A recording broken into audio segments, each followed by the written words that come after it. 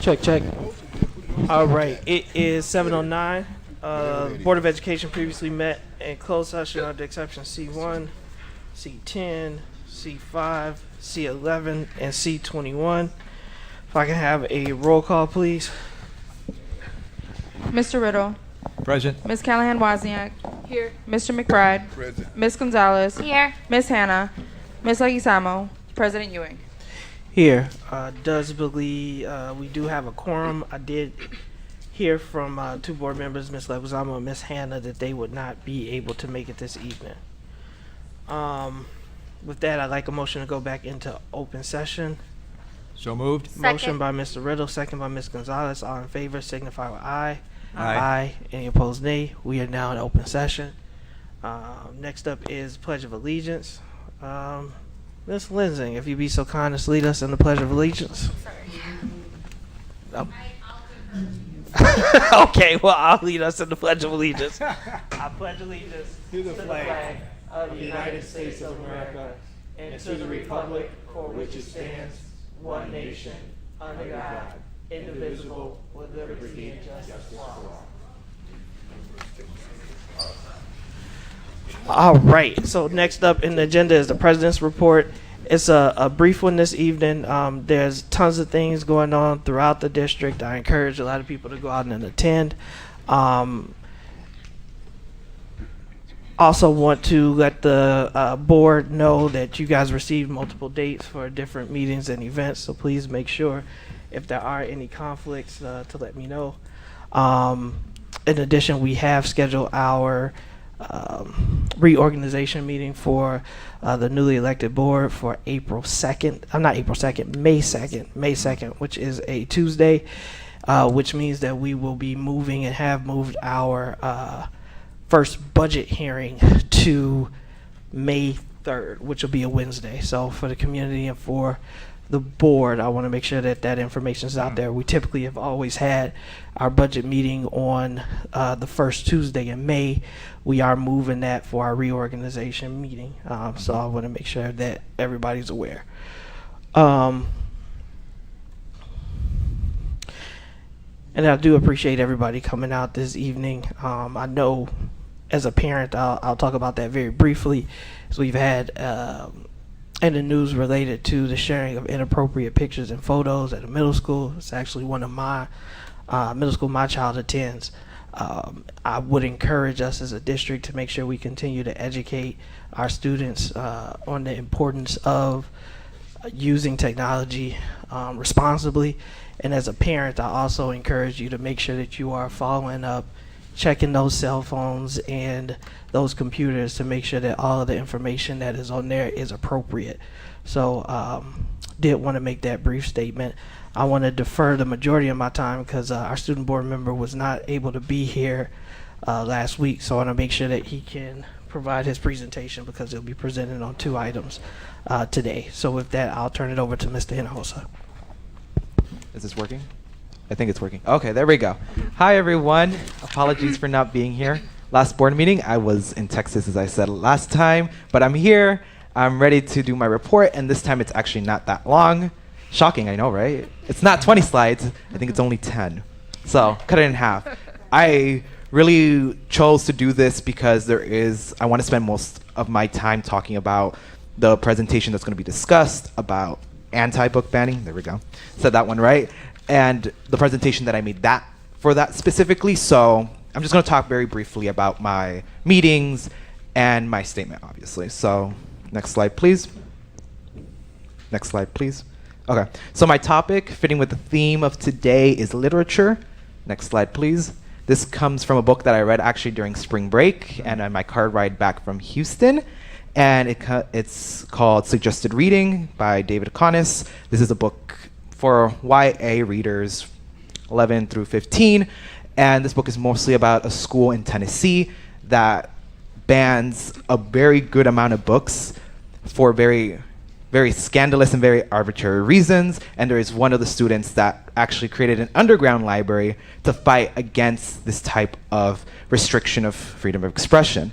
So one of those quotes that really stuck out to me, and this was at the very end of the book, at the very end of it, was problem is we bring ourselves to the pages, our whole selves, every single darkness, every single light, every single passion, every single hurt. We read with all those layers that makes us who we are, acting as fillers. We read with all that our eyes have seen and all our hearts have felt since birth. With that much density making up humanity, it cannot be up to us to make sure people do not misunderstand a book, and it cannot be up to books to make sure people don't kill themselves or hate someone, or even love someone, or even decide to be president. What we do before and after we read is our choice, and that choice is freedom. And I really do feel that that quote resonates to the movement of not banning books, because across the nation, as we know, school district after school district after school district ban books for very arbitrary, very racist, very xenophobic, or just very lame excuses, banning LGBTQ books, banning books about race, about POC characters, even going so far as to banning classics like Fahrenheit 451, Charlotte's Web, The Handmaid's Tale, and even newer books like Heartstoppers, which is a good book that I like reading a lot, just because we think they're damaging to students with no actual real evidence to back it up. So as a student themselves and an avid reader myself too, I feel that it is our mission as a Board of Education, as a student myself, and just as a citizen of this country to fight for the basic right to read and to be able to express our opinions freely without any type of restriction just because of some arbitrary reason. But that's my little statement for this time. So a lot of the meetings that I had were very old business stuff that happened in the last month or so. So it's just like recaps. Obviously, the first one is Promotion and Retention Committee.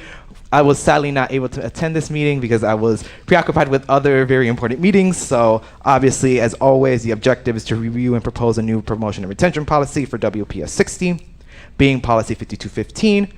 As always, the student view is that students at the Waukegan High School, that students in the high school, middle school, elementary school levels need to be held accountable and supported in any way, shape, or form in their educational career from pre-K to 12. Next slide, please.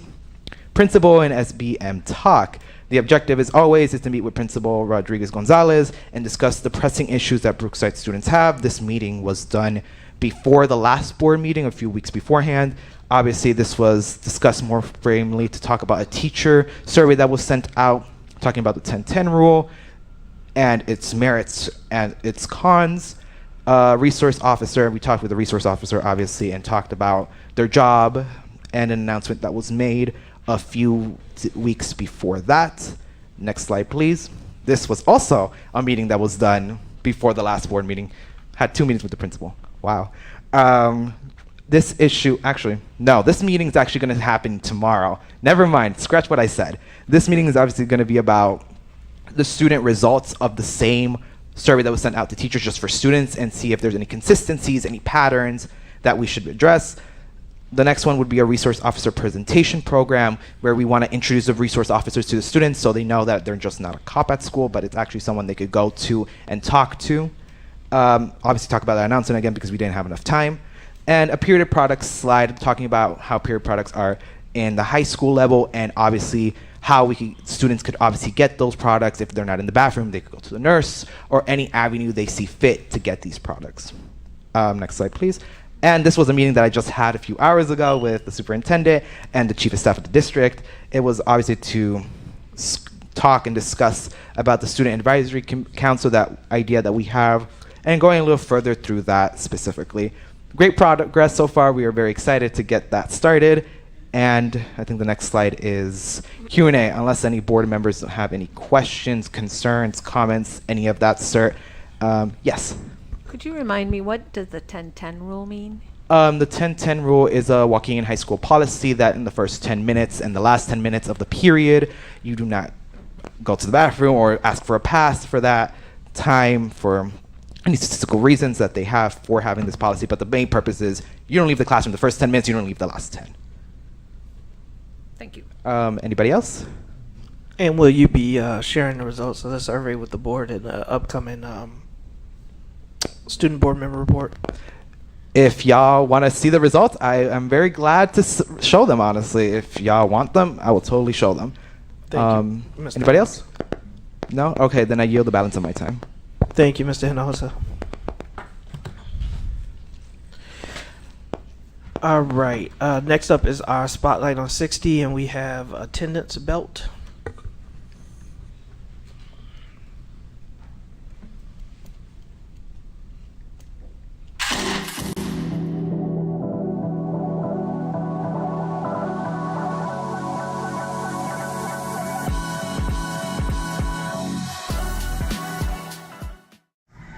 To all you schools struggling to get your kids there, this is what 95% looks like.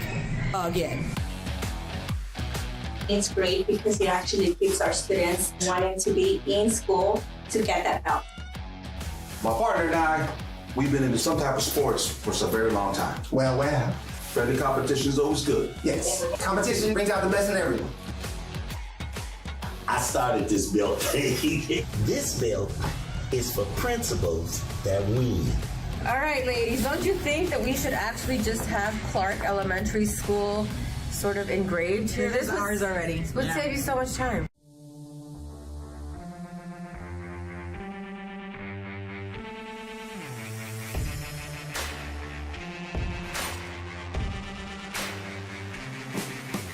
Hello, my name is Oscar Dupuy, the Director of Student Outreach. We have developed an incentive-based plan that highlights our attendance champions. With that, what we're doing is we're bringing a champion wrestling belt to those schools that have the highest attendance on a weekly basis. In the future, we're also going to be celebrating high schoolers. Each grade will be receiving a trophy that they could go ahead and celebrate with on a weekly basis, so they can stand on that knowing that they have accomplished something great. This is the belt. And the only one that's been able to catch it at least 4 to 5 times is Cook. We posted a picture on Class Dojo, and a lot of parents are excited about it. And you could see that they wanted to be involved and get their kids to school. Get ready to get cooked. Andrew cooked. Coming for you. I think the program that has been established this year for promoting attendance has been great. Our students love to see the belt in our building, which we've had many times. And it's very important for kids to be at school, so this gives them another incentive on trying to be here, working together, and making sure that everyone's in school so they can get learning done.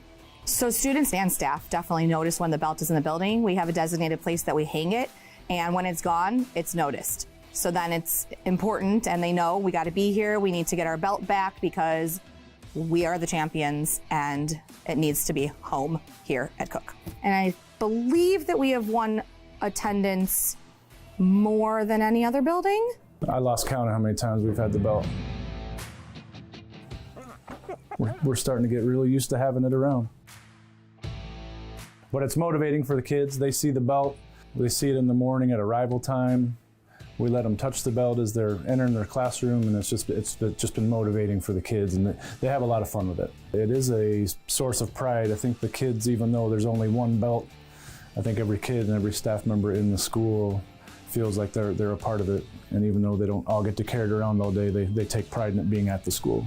Woo! We are the Rams, and we're going to ram the competition. Here at Abbott Middle School, we are a Ramily, and we believe the only way that our students can learn what they need is if they are here in school. So as a school community, we've come together with our student support team to make sure that they are here and we get that belt each and every week. So Lewis, Smith, Benny, Juarez, all the other schools can try, but with the team that we have, we are the best because that belt's staying here all year long.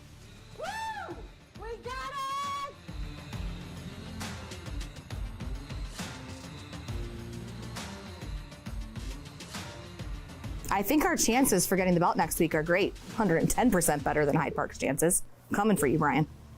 So the question is, are you the next champion?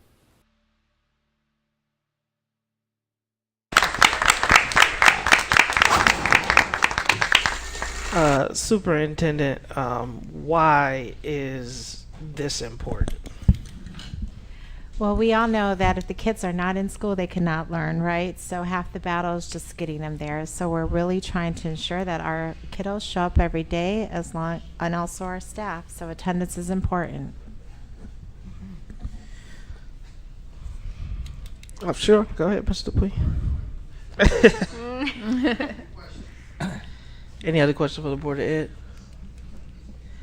I think this is an exciting way to get our kids excited in the visual representation and having them compete for the belt. So excited to see this initiative and the reaction that it's getting from the staff and the students.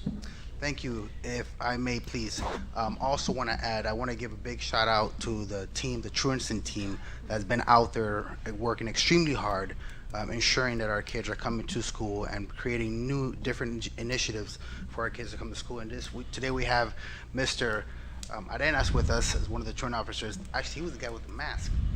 And he's been working really hard with us. So him and the team has been doing all this, not me, just me. Thank you. Awesome. Appreciate it. Thank you. Good questions. All right. Nope. Good. Thank you. Thank you. We also want to thank all of our schools for buying into this initiative. Without the building leadership really taking ownership, and without your team, Oscar, this couldn't be possible. So I'm really excited to see the healthy competition and the students smile. So great job. Thank you. Thank you. All right. Next up is our approval of minutes. So we have approval of the minutes of the open session board meeting from February 14th, 2022. We have a motion to approve. Motion to approve. Motion by Mr. Riddle. Second.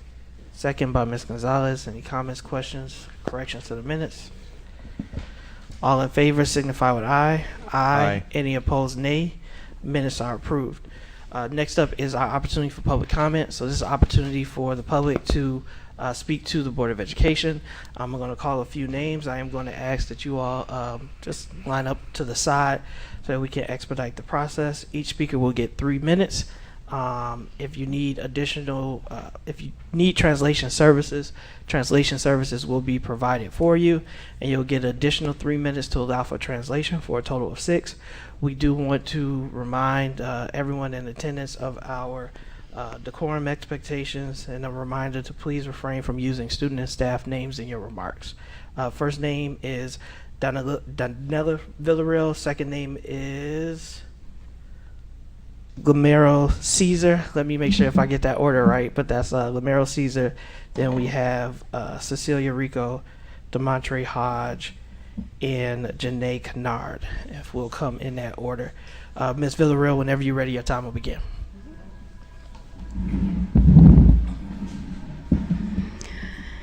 I'm not here to talk about them or the problems that they've caused in our district for our students and our staff.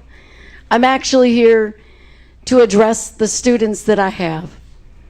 All the students that come up to me every day and hug me and say, "Thank you, Ms. V. And we miss you in class. We're not learning anything." That means something to me, and I see you and I hear you. To my students in my math class, it's not your fault you haven't learned any math all year long, but man, you are impressing me because you're working at an alarming rate and an accelerated rate every week. You are coming in, more of you are showing up, and you're doing the work. And I'm pushing you so fast that nobody else is going at that pace. And you're doing it. And I'm proud of you, and I wanted to say publicly that you're doing some good and to keep it up, because we have one goal in that class, and I'm pretty sure that every one of you that's putting that work and effort into it is going to make that goal, because it's not your fault you didn't get what you needed before I came along, but it needs to be recognized how much work that you're putting in. And I thank you, because you're the reason why I come in every day. You're my drive. Regardless of what the people behind me think, regardless of the obstacles they keep putting in my path this year, I'm still here, and I'm here for you. I'm not here for them. The rest of them don't deserve my minutes. Thank you, Ms. Villarreal.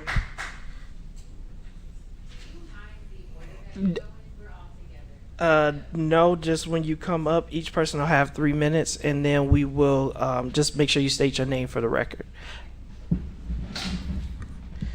And I had, so you good with going for, okay, all right. If you would state your name for the record. My name is Janae Kennard. Okay, and whenever you start speaking, your time will begin. Okay. So good evening. I'm here with the College and Career Readiness Department. As promised when I introduced myself, we just wanted to pop in and let you know what we're working on and what we're doing. And we also have brought some students to talk about their experience recently with the college tour that we went on. I just wanted to mention that we are advocating for dual credit courses with CLC, and we still are able to sign students up for next year. So we do have a informational meeting on April the 26th at 6 p.m. at the College and Career Center space in AOEC. So any families or students that are interested in dual credit, we can make sure that they get the opportunity to take a course. So we'll give all that information then again. So share and spread the news to any students or families that you think would benefit or be interested. And we also are working on a plan for a big decision day celebration this year. So Decision Day, if you're not familiar with the term, is just when all of the seniors are celebrating their choices as far as college or trade, whatever they plan to do post-secondary. We are just planning a big celebration for them May 1st at the Dog Pound. So any teachers or anyone that wants to come celebrate them, or reach out to us, let us know, or just come on by. So that's all I had for my time, and then I'm gonna let our students come up. Okay. All right, if you just want to state your name for the record. Sorry. Okay, so my name's Cecilia. Okay. Cecilia Rico. Yes.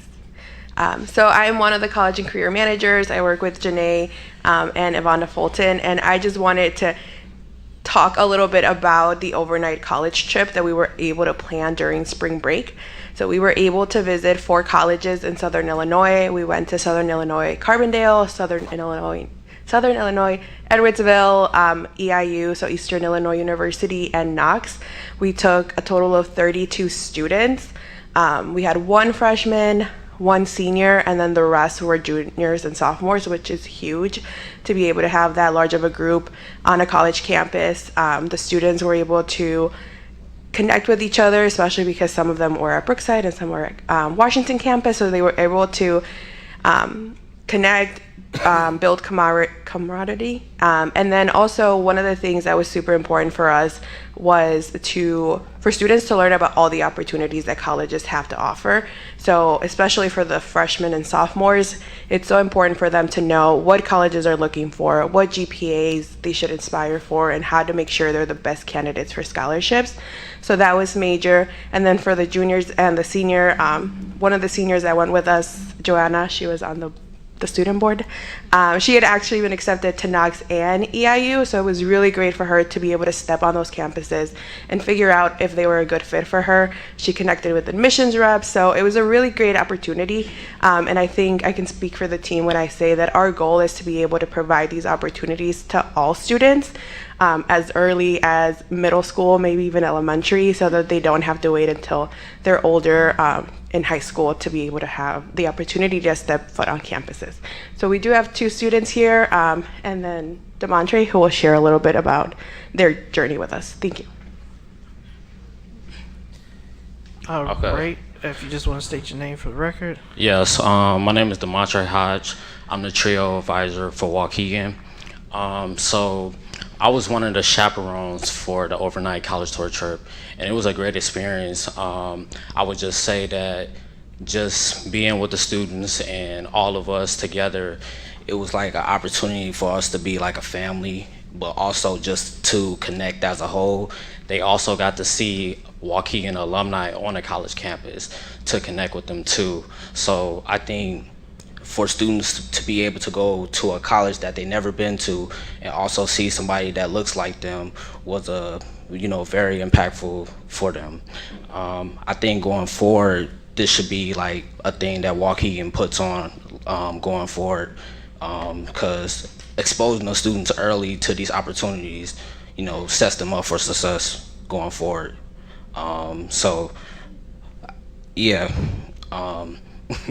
I think all of us are working together also too, just me, Janae, Cecilia, just all of us working together, it helps them too. So yeah. Thank you, Mr. Hodge. All right, and if you want to just state your name for the record. Lamero Caesar. All right, Mr. Caesar, whenever you start speaking, your time will begin. Sorry, really quick. They were gonna. They said they could share their 3 minutes. They each get 3 minutes. I just need to make sure I got the name down. So go ahead, Mr. Caesar. Okay. I'm a sophomore. My name is Lamero Caesar. I went on the overnight trip. It was a great opportunity to visit different colleges and see what different colleges had to offer. We looked at dorms and ate the food at the colleges and asked some of the college student questions. And the colleges made sure they talked about like the student to teacher ratios and just different things at the colleges. Like some colleges were D1 that we went to like 4. One of them were D1, some were D3. So it was like a different ratio of the colleges. And we got to look at different things. And then it was nice because after we went to the colleges, we did different activities. So we got to interact with people we didn't know, like some of the people from Washington campus and just some of the peers that go to our school that we didn't know at the trip. And that's it. Thank you, Mr. Caesar.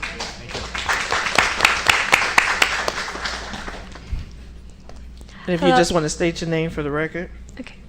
Hello, my name is Jeanette Vaca Fajardo. I currently am a student at Washington High School, and I hope I could get the chance to go to a university. So I cannot stress the amount of gratitude I have for all the organizers who made this trip possible. Again, thank you guys. It is not something that our school does often, and because it helped me so much, I hope it could continue happening in the future. Because of this trip, I was able to have a better view of the universities that I visited and see what fits my academic and social needs. I was able to build rapport with some of the students that attended this college.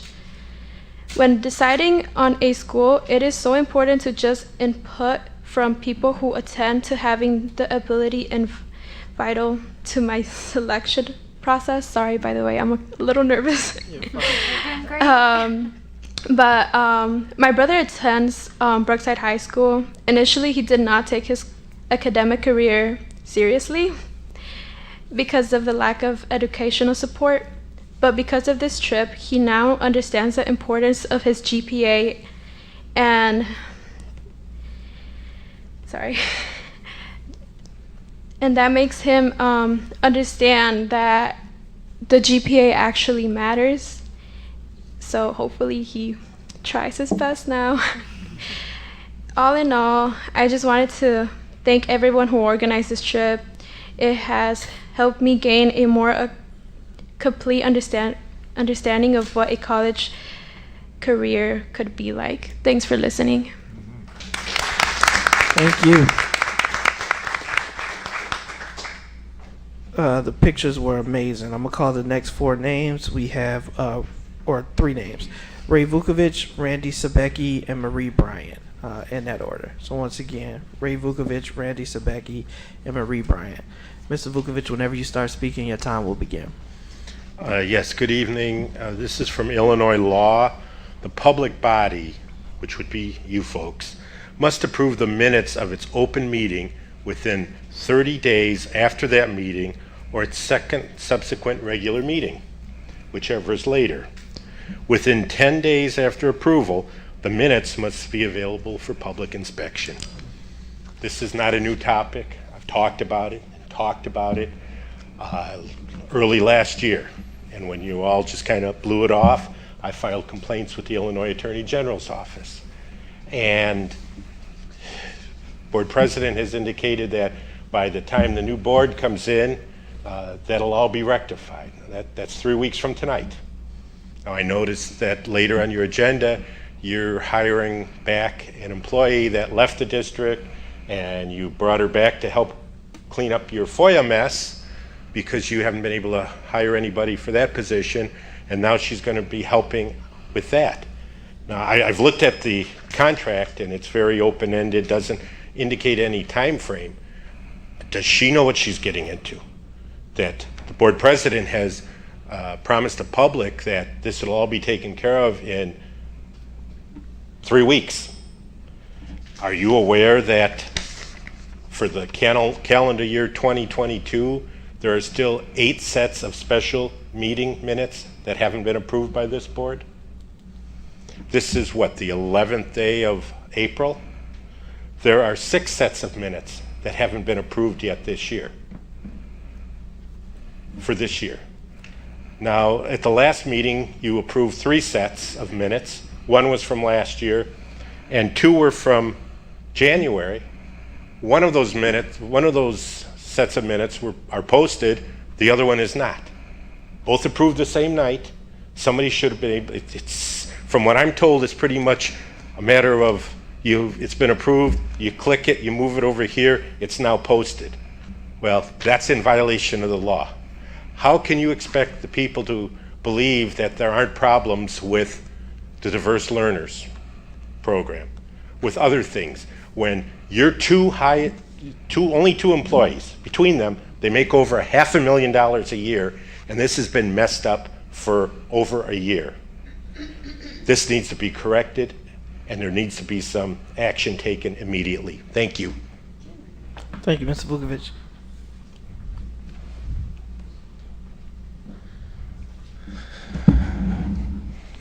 Good afternoon.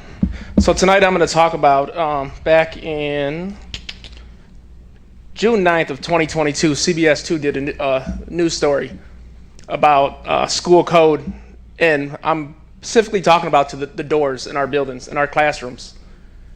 They do not lock from the inside. Even though administration says our building doors lock from the inside of the classrooms, they do not.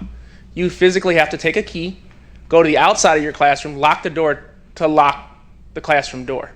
So if we do have an active shooter in our buildings, if that door is not locked, they physically have to find their key to go on the outside of the door to lock their door, to shut their door. And that's in violation of the code, school code. All of our classrooms are supposed to lock from the inside. And my son did his homework. He used his phone for a good purpose today because he took pictures of the doors at Washington campus. Each one of them locked from the outside. Keyhole on the outside, there's nothing on the end door. For example, this boardroom. If there's an active shooter in this building right now, these doors don't lock. In violation. That needs to be, we talk about priorities in our district. These are priorities. We're seeing more and more active shooters within our schools across the nation. And this needs to be fixed immediately because that is an issue. My second point is, Superintendent, I received an email from you last Wednesday after the election. I responded to your email, and it is now Tuesday. Still haven't got a response from that email. And I responded to your email. And another thing with the attendance, for the high school, a trophy in that, well, I hope we can get the attendance right. Because ever since my son has been a freshman, sophomore, junior, the attendance has never been right. He's been marked present when he's at home with COVID 3 separate times. He's been marked present.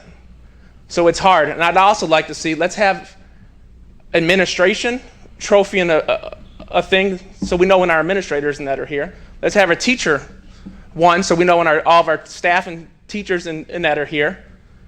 Let's hold everybody accountable, not just the students. The students can't learn if the teachers and that ain't here. If we don't have the staff in our buildings, they can't learn. And I'm gonna say it out there. I'm open from this election. That it was a dirty election. It wasn't played fair. I'm an open book. You want to know something about me? Ask me. 4 days before the election, my court records were pulled up, and yes, I didn't hide it. I'm going through a divorce. There's 2 order of protections on my record. One from 20 years ago, and one recently, and both of them were dismissed. But they decided to put that out there to make me look like an evil guy. And there's a lot of people in this room that know the person I am and can speak for that. But you, those other Zabecki. people didn't have nothing to say. Thank you, Mr. Zabecki.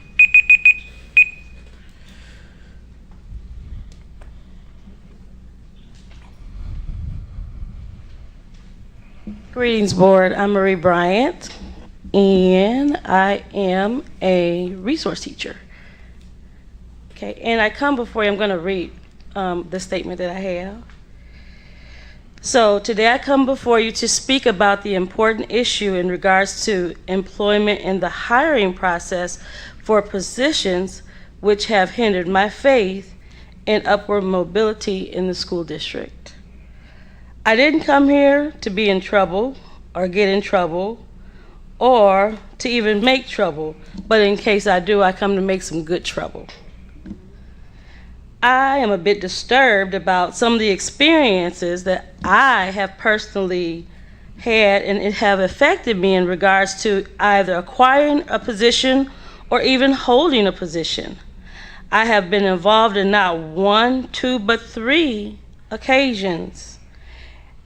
At an interview that I recently had an experience, it felt like I felt, and I know that it was biased. 2 of the persons that were there were 3 people in that interview. 2 of the persons, we don't even get along and we know each other personally. And I thought that was a conflict of interest. There was 1 person that was a neutral person within that interview. Also, with the scoring, there were, like I said, it was biased. So when it comes to that scoring, the weight of those 2 to that 1 neutral will have that scoring to be off for that position. Also, when I attended college, I said I wanted to graduate and I wanted to go back to my community. I wanted to make a difference in my community. Since I have been in the district for different positions, I have observed the behavior of people getting hired, not for what they know, but who they know. I've seen individuals assist to get rid of those who they didn't like and keep those who they like, not because of the person's lack of knowledge or experience or a position, but because they don't know how to get along to get along. So if you don't get along, either we're going to keep you. If you can't get along with us, you got to go. We want growth and change in our district. One thing we must do to get along, we want to grow. One thing we must do is place a halt on going on with the flow or moving along with the same status quo. With the experiences that I have had, I have been told to keep quiet about things. I can no longer keep quiet. It took a while for me to even get a position here in this district.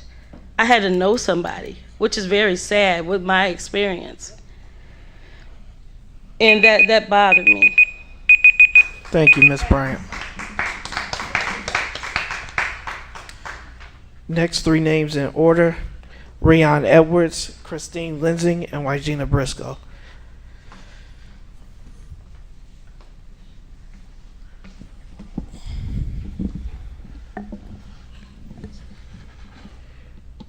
Good evening. At the last board meeting, we had the director of special education up in here talking. Told a lot of people he was going to call us back. I have yet to hear from him. Talking about a kid that's 17 years old that have a hearing impairment, that have had no help throughout this district, been in this district his whole life, and I still haven't heard from that. As I'm looking at this board, Doc, I see we're getting ready to extend a contract for deputy councils, $199,000. $199,000. We pay firms to come in here to do work, but we paying $199,000 for council that we already got. I mean, I like to believe I ain't the smartest guy on earth, but damn, y'all, we ain't learned nothing.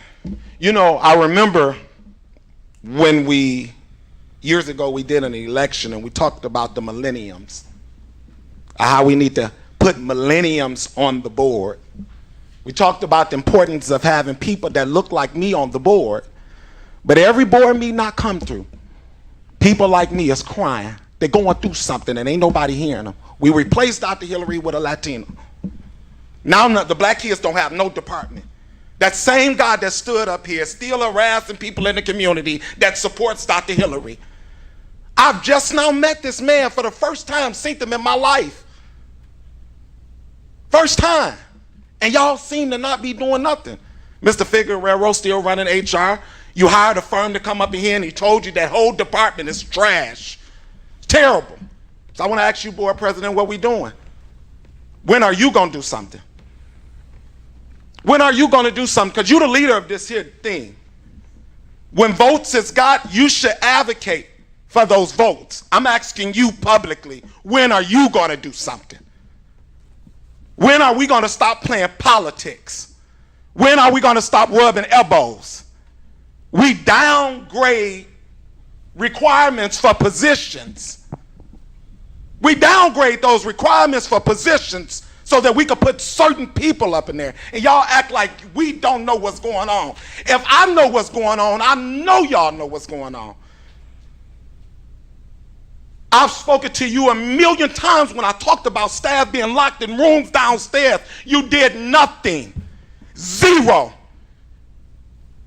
I had proof. I gave you proof. We still did nothing. And now we got 2 employees y'all have. Two, that's it. And you can't even do nothing with them. Sad. Thank you, Mr. Edwards.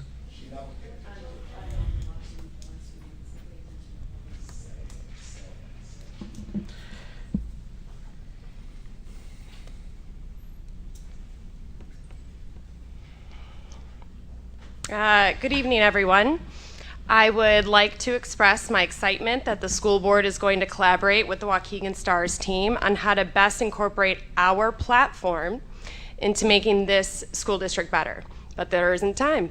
I'd like to speak on the 214 Washington items, ensure we understand how the listed contractors were vetted, what were the bid specifications, and why it appears we are going with a company that's 2 years old, no Better Business Bureau profile that I can find, over a local Waukegan-based company with over 20 years of an experience and an A+ rating. And I have community members that are experts in this field flagging me down at the gas station to talk to me about concerns on how this district does contracts. But again, not enough time. Also, the FACE department has no employees left.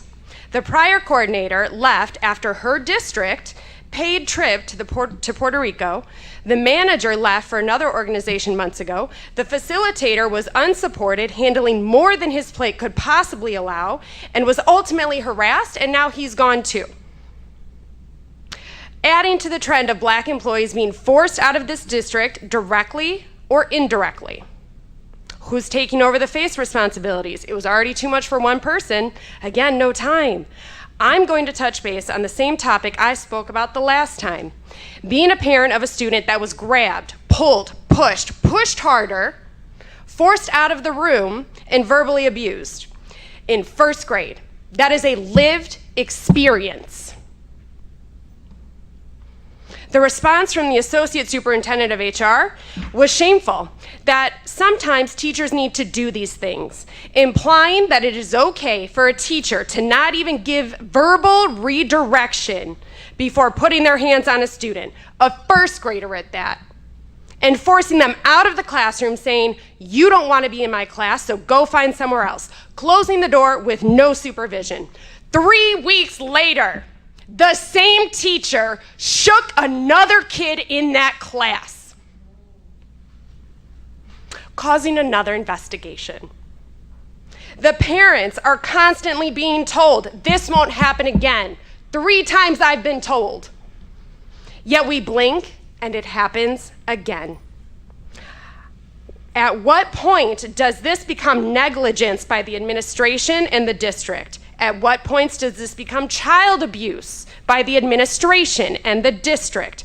I hope parents read that article on NBC7 about what's happening over at Edith Smith, because that's downright horrible.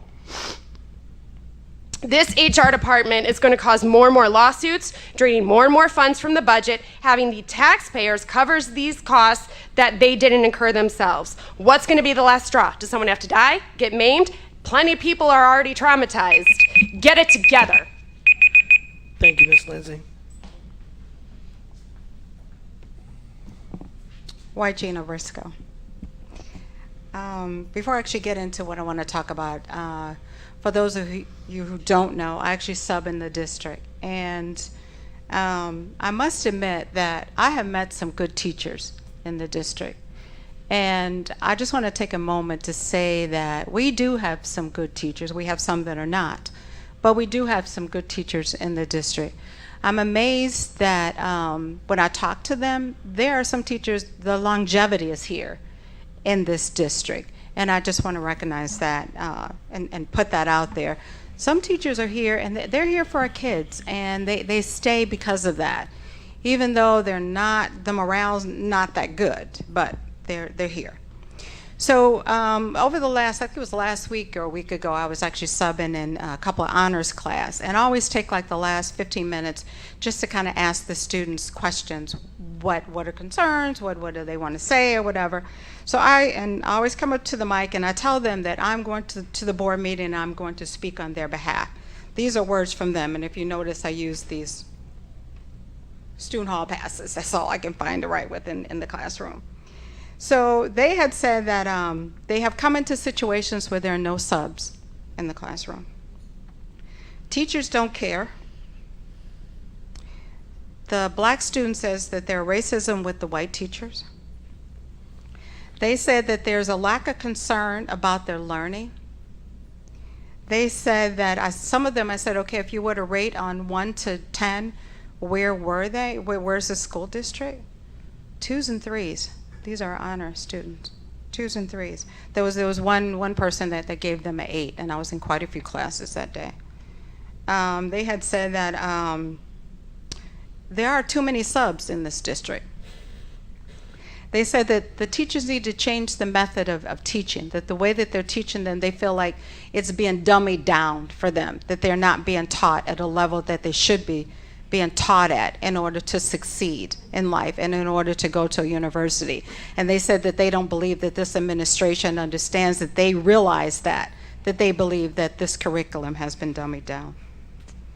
There was a teacher in the hallway when I was in, and I kept noticing every time between classes she was standing in the hallway. So when my classes were over, I went to talk. I said, why do you come and stand in the hallway? She says, because there needs to be more adults standing in the hallways in the school, and she felt like because of that it would help as far as a lot of things that happen in the school. This was at the Brookside campus. Last thing, my last couple of minutes, I'm not sure who was going to get back with me about providing some type of onboarding for substitute teachers. In talking to substitute teachers, everybody's concerned. There's no onboarding process for the substitute teachers, and there's a major concern out there. Thank you. Thank you, Ms. Briscoe. This concludes our public comment time. We do appreciate all of those who came and spoke out. Superintendent took notes, and I do expect that you follow up with all of those individuals. Next up, we have our consent agenda for academics. There are no items. I am going to ask that we vote on item 11A separately, but if there are no objections, then I would like us to vote on items 11B and C. Do we have a motion to approve items 11B and 11C? So moved. Second. Motion by Mr. Riddle, second was Ms. Wozniak. Any comments or questions on the motion? Roll call vote, please. Mr. Riddle. Yes. Ms. Callahan Wozniak. Yes. Mr. McBride. Yes. Ms. Gonzalez. Yes. President Ewing. Yes, item approved, motion carries. We have approval of the professional development for 2023 NEU NUCO HVAC training for 4 maintenance staff members, and C, approval of asbestos abatement lower level Washington High School HVAC pathways program. Now we're going to go back to 11A. It's the approval of facility rental waiver request for the celebration of life for Doretha Monk. It is the recommendation of the administration that the Board of Education affirm the administration waiver of facility use fees and insurance for the celebration of life for Dorothea Monk that took place on April 1st, 2023 at the Jack Benny Middle School. Do we have a motion? So Motion Second. by Mr. McBride, second by Ms. Gonzalez. And I do apologize. I know we wrote a resolution, and so that was my confusion with getting those mixed up. But again, I do just want to say thank you that we were able to do it and kind of call that out. She served this district for decades. With that, if there are no further questions, roll call vote. Mr. Riddle. Yes. Ms. Callahan Wozniak. Yes. Mr. McBride. Yes. Ms. Gonzalez. Yes. President Ewing. Yes, item approved, motion carries. Now we have item 12A, approval of bid for 214 Washington Street District Offices and Wraparound Center renovations. It is the recommendation of the administration that the Board of Education authorize the superintendent to accept the lowest responsible and responsive bid based on alternates for 214 Washington Street District Offices and Wraparound Center renovations from Construction Incorporated located at 2 East 22nd Street, 101 Lombard, Illinois, 60148 at a cost of $9,398,000 and an architect fee payable to Wold Architect Engineers located at 220 North Smith Street, Suite 310, Palatine, Illinois 60067 at a cost of $704,850. Is that okay? And advertisement North. Hold on, I lost my place. Advertisement cost of $342. Information technology allowance of $900,000, furniture allowance of $400,000, and a project contingency of 10% of construction costs valued at $9,339,800 for a total project budget not to exceed $12,342,992. Excuse me. Mr. Riddle, I make a motion to approve. Motion by Mr. Riddle. Second. Second by Ms. Wozniak. Any comments or questions on the motion? Yeah. Go ahead. Can Mr. Moulton speak to the grievance that was just shared about some of the companies? Why are we going with these bidders? And have we partnered with them before?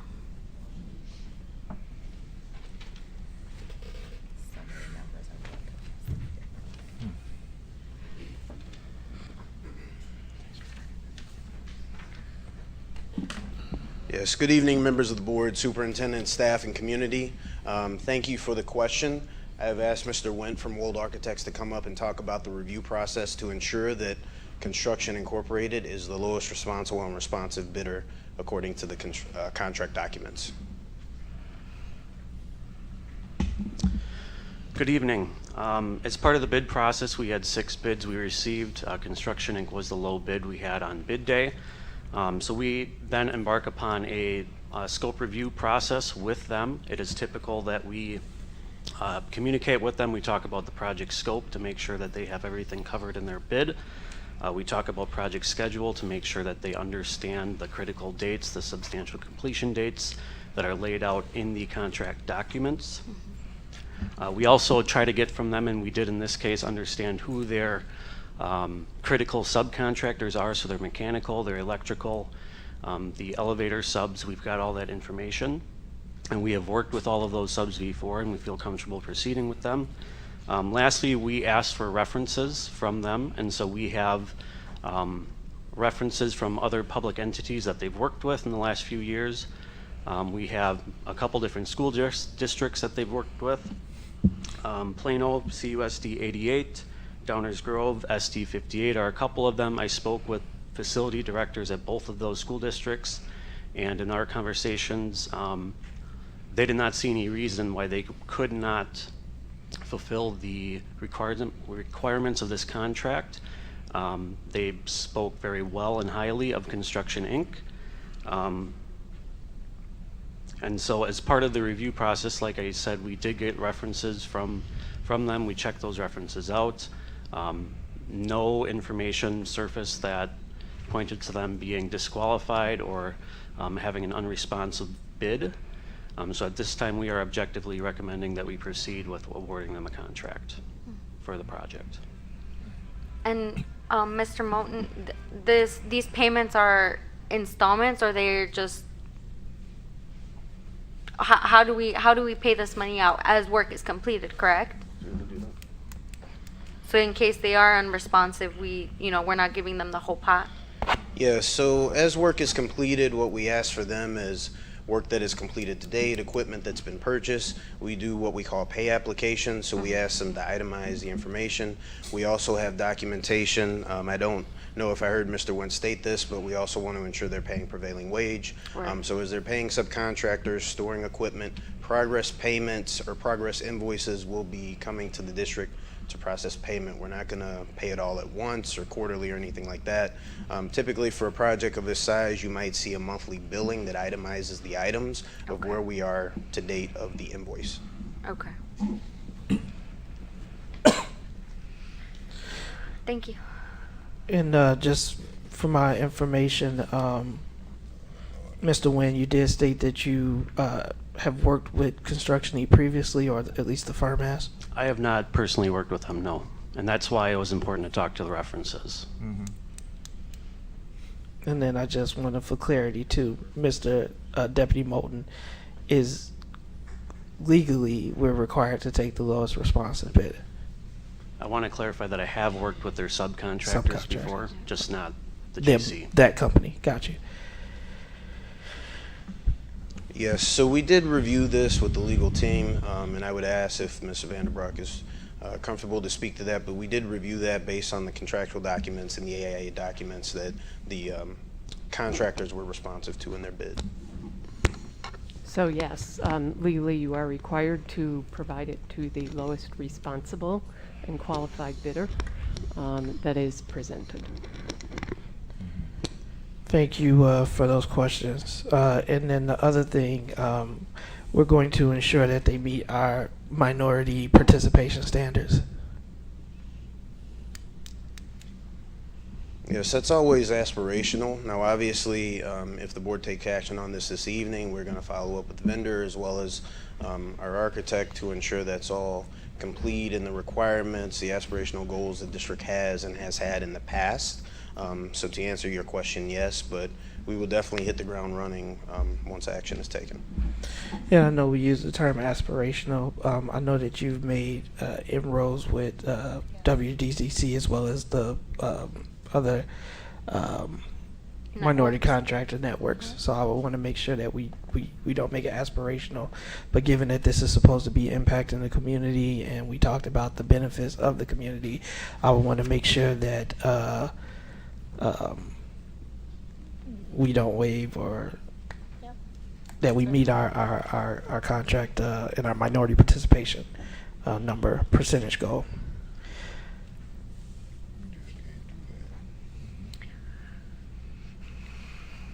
All right, roll call vote. Mr. Riddle. Yes. Ms. Callahan Wozniak. Yes. Mr. McBride. Yes, I'd just like to make a comment. Ms. LeBaron, I appreciate your work, and ever since I've watched you do what you do in your position, I have great respect for you. And I'm sure, not just respect, you have great integrity as far as I'm concerned. So keep doing what you're doing, yes. Ms. Gonzalez. Yes. President Ewing. Yes, item approved, motion carries. We are now at item 13A for personnel from 4/11/2023.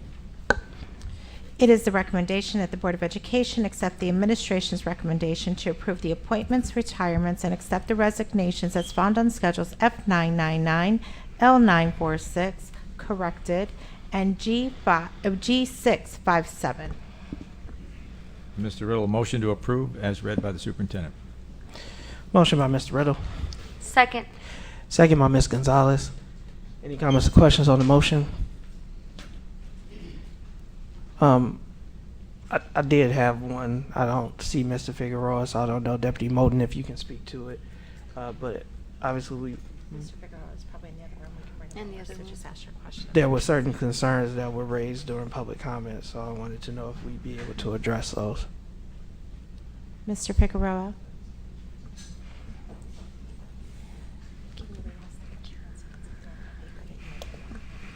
Mr. Figueroa, do you need me to re-ask the question? Yes, sir. Good evening. There were an issue raised as far as concerns as the actual hiring process. At this point, are there any recommendations based on that feedback?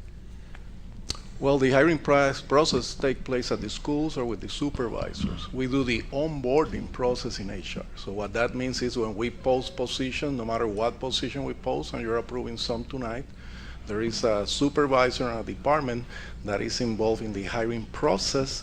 When that candidate is selected, then that candidate is referred to the Human Resources Department, and we just do the onboarding. As you know, that will include verification of identity, legality in the country, documentation, fingerprints, etc., etc.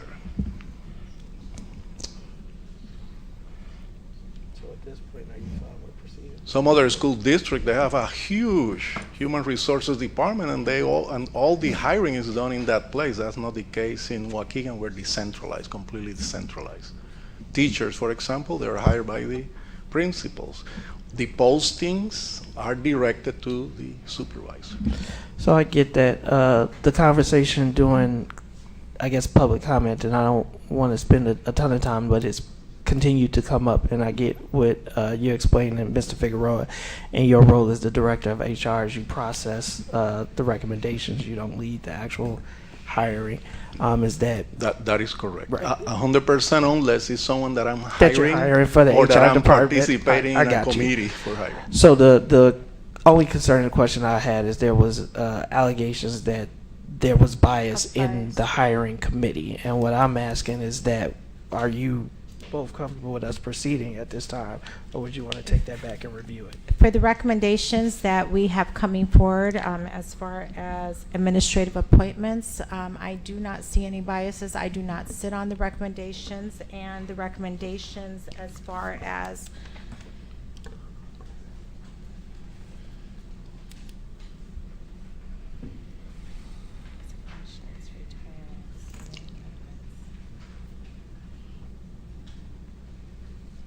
I don't see anything controversial here at all. No, it's not necessarily controversial. I- I'm saying that it was raised at public comment. So Yeah. I wanted you to give. I guess my concern as board president is not with any of the appointments. I believe that all of these individuals are competent and capable to do the job. I think what we hear is that there are individuals who feel that the process and the hiring process is not necessarily clear or fair, and that it is not based on. And I think the exact quote was, what you know, but who you know.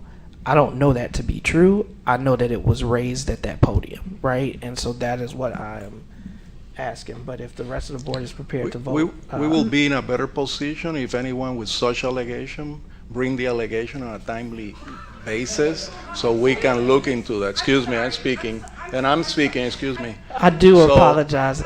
So what I will, I know. I don't I think get that. it. I know. I don't want to break protocol. I'm sorry. I'm sorry. I'm sorry. I mean, the system, the So my individuals are being recommendation is that we recommended. table. The individuals are being recommended. The supervisor basically are being told tonight that they are being biased just because someone come and use the the First Amendment rights here to speak. I don't think that we should stop the process. Now, I will be, and the district and the legal office, the general counsel can look into any allegation of that, but I think that we require a minimum of due process, that at least someone come and bring such concern in writing and file a complaint. So my recommendation would be that we move forward. I do see that we do need our director of wraparound. We're also appointing our coordinator to pre-K. These are been positions. The pre-K position has been open for quite some time, and we haven't been able to find one. And we do need to get moving on the director of wraparound services. I did make a note here when Ms. Bryant was speaking to set an appointment with her to have a discussion to look into her concerns, and I will be reaching out tomorrow. I see you, Ms. Vukovic. I'm sorry. I do apologize. It's because we already had public comment. I think I do that's apologize. why we need to hold the item over at least for 2 weeks. Go through it. I want the person hired, but I want them to change the process so there is no more of what happened to me. Thank you, Ms. Bryant. And Ms. Bryant, I will reach out with you, and we will meet this week. So I did make a mental, I wrote that down in my notes.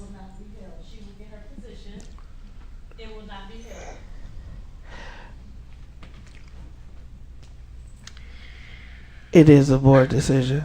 So I know Ms. Gonzalez was asking My that. recommendation is that we hold it for 2 weeks. We haven't even started, like, This is not related to the wraparound center. I want to I be know, clear. I Yeah. know. Okay. But we have headway for the summer. Let's just clear all this up. This is why we get in trouble with HR stuff. I don't like this. I just don't. I Right. also want to. I think I And I'm clarified not- to and- you and I that we wanna don't be do the clear. hiring Right. and we don't participate in that Right, process, right, right. ma'am. And I want to say the people who are on are competent, but the process. It is about the process. Miss- It's our procedures. It's our policies, right? So Ms. that's Gonzalez, the problem. can I have Ms. Rice Dela Sanchez? I do believe you led this interview process. Am I correct? Can you please speak to the process regarding the pre-K manager? I think that's the position that's in question.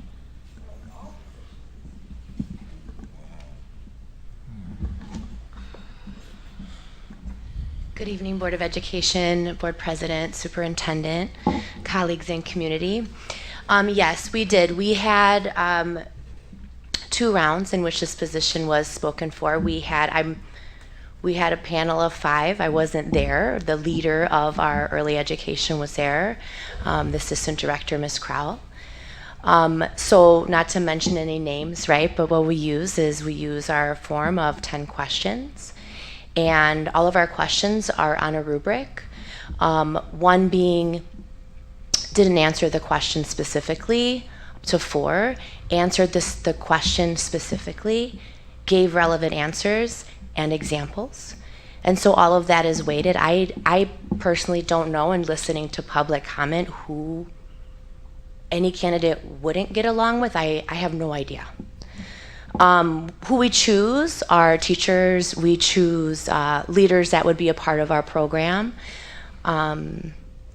principals, and our external specialists that work really closely with the manager. And so that would be specifically for our first round. Can I ask another question? The candidate that is being recommended today, were they the number 1 candidate in the interview process? Yes, ma'am. Go ahead, Ms. Wozniak. This is not on this topic, but I'd like to acknowledge Mary Olson, who's in our audience today, for her 34 years of service to our school district. She's retiring this year in May. Thank you. So we do have a motion and the second on the table. I don't know if any board member is withdrawing their motion, which is what it would take in order to resubmit and ask that that item be held over.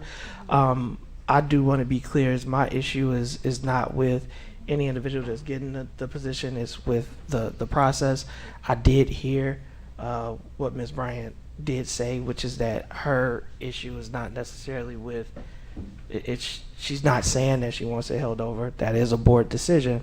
So does anybody withdraw their first or their second? I think I was the second. You were the second. Who made the motion?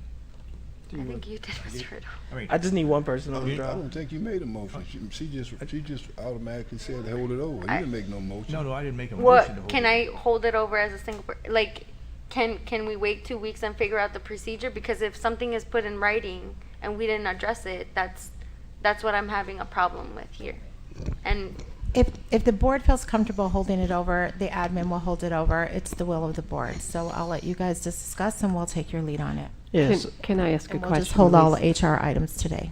Not all HR items. Yeah, It's that was we're my asking for one that was my specific thing. clarifying question. Well, they're grouped together. That's how I looked at it. So go ahead. So Ms. Gonzalez, is the request to hold over the one position, Right. the pre-K position, is that the one? I'm not going to hold the resignations and the retirements. Okay, Right. I didn't Okay. And the other appointment, yeah. That's what I didn't Yeah. understand. Thank you for So we have a motion for the full Who made the motion? I think Mr. scheduled to be Riddle- done. Ms. Gonzalez made So the you would have to have those motions withdrawn, and then a new motion issued. Okay. I withdraw my motion. Then I withdraw my motion. All right. Do we have a Do we motion? have a reference to the number that is on the schedule? Yes. The current motion has been withdrawn. Okay. We need a new motion that would exclude the one position, but I don't know what it is on the I schedule motion to approve reference it. all appointments and resignations except for A1 would it have a number? Because it doesn't really have a number. I got a comment. A1 item 2? Comments. Schedule to make. F99. Ms. Gonzalez. I got to get a second first, Jeff. Go ahead. Second. The second name under A1. Yeah.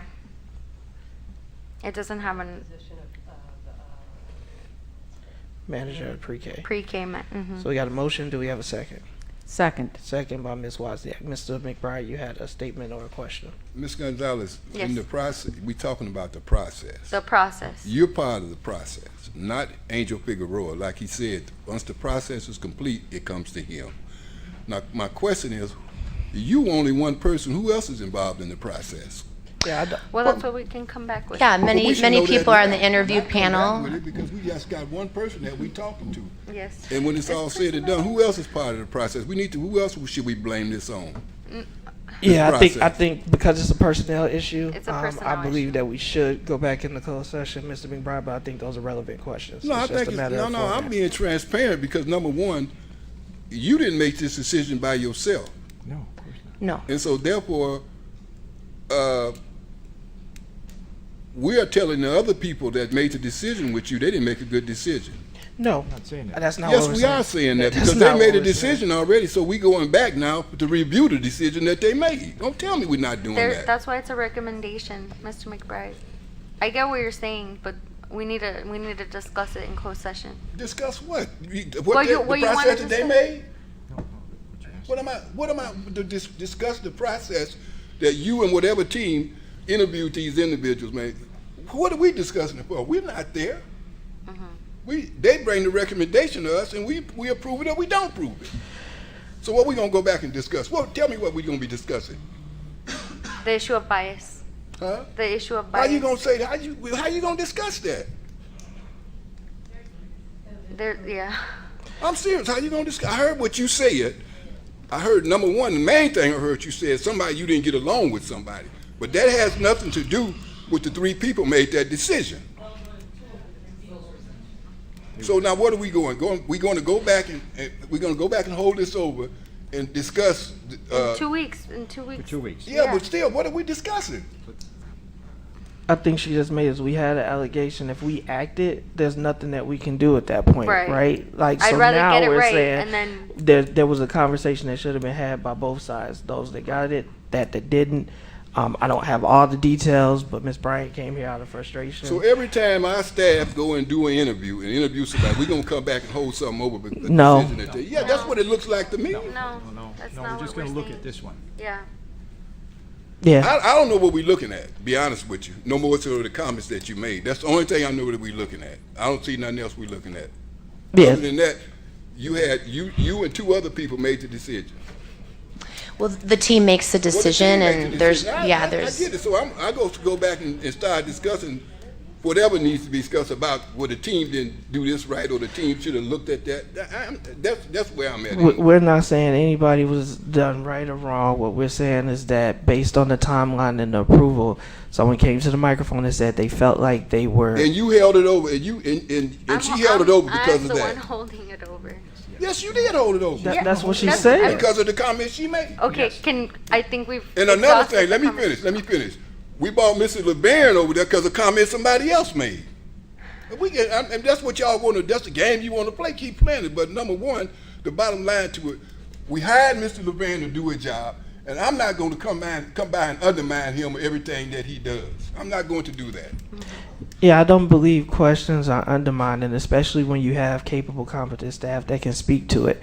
I thought what Mr. Figueroa said was very appropriate. He's just processing the application. I think we just heard from Ms. Rice Dela Sanchez that she didn't actually sit on the committee. So there's nobody in this room, to your point, that was on that committee that can address the board. I said on the second round, on the final round, I final didn't round. say on the first, On the just for first. clarity. Understood. Yes. To Thank you for that point, clarification. Mr. Muir and our board president, a lot of administrators come to that podium sometime, and sometimes we act like they incompetent. Yeah, I don't want that to be my message. I apologize if that's how it's coming off. That's not the issue in question right now. And I want to be clear because I'm like Ms. Bryant. I don't believe that the person who's getting the role shouldn't have it. The point is, let's take 2 weeks get everybody's Ms. questions Bryant, I'm not answered. being biased. I know you very well. And so that's all. It's because I think the individual that's going into the role, to the superintendent's point, we've been waiting to fill this position. I think there was an urgency as we hear from the community to get these positions filled. We do have absences, so I always will own that. This is being held over, to the superintendent's point, at the board's request. Board will. There's not administration that's saying that they want to hold it over. This is us making the decision. So with that, I like a roll call. We Mr. have a Riddle. motion and a second. Yep. Yeah. Roll call. Mr. Riddle, you said yes, or were you Yes. responding to me? Yes. Ms. Callahan Wozniak. Yes. Mr. McBride. No. Ms. Gonzalez. Yes. President Ewing. Yes, item approved, motion carries. We are now at item 13B, HR recruitment travel authorization. It is the recommendation, oh, hold on. I need my glasses. Wait, we didn't introduce, hold on. Yeah, going. introduce We- the do we even- We administrator. didn't approve everything. We approved everything except for Except one the- position. Okay, Yeah, 'cause so- I so didn't, we- okay, we're good. so Okay, I everything just want to make except sure. Okay, now, let's do this. I'm so confused with Second A. Got it. At this time, I'd like to introduce Ms. Bridget Dotson, who previously served as the coordinator of social work. She will now serve as the director of wraparound services with a starting salary of $125,000. Please meet our new director of wraparound center services.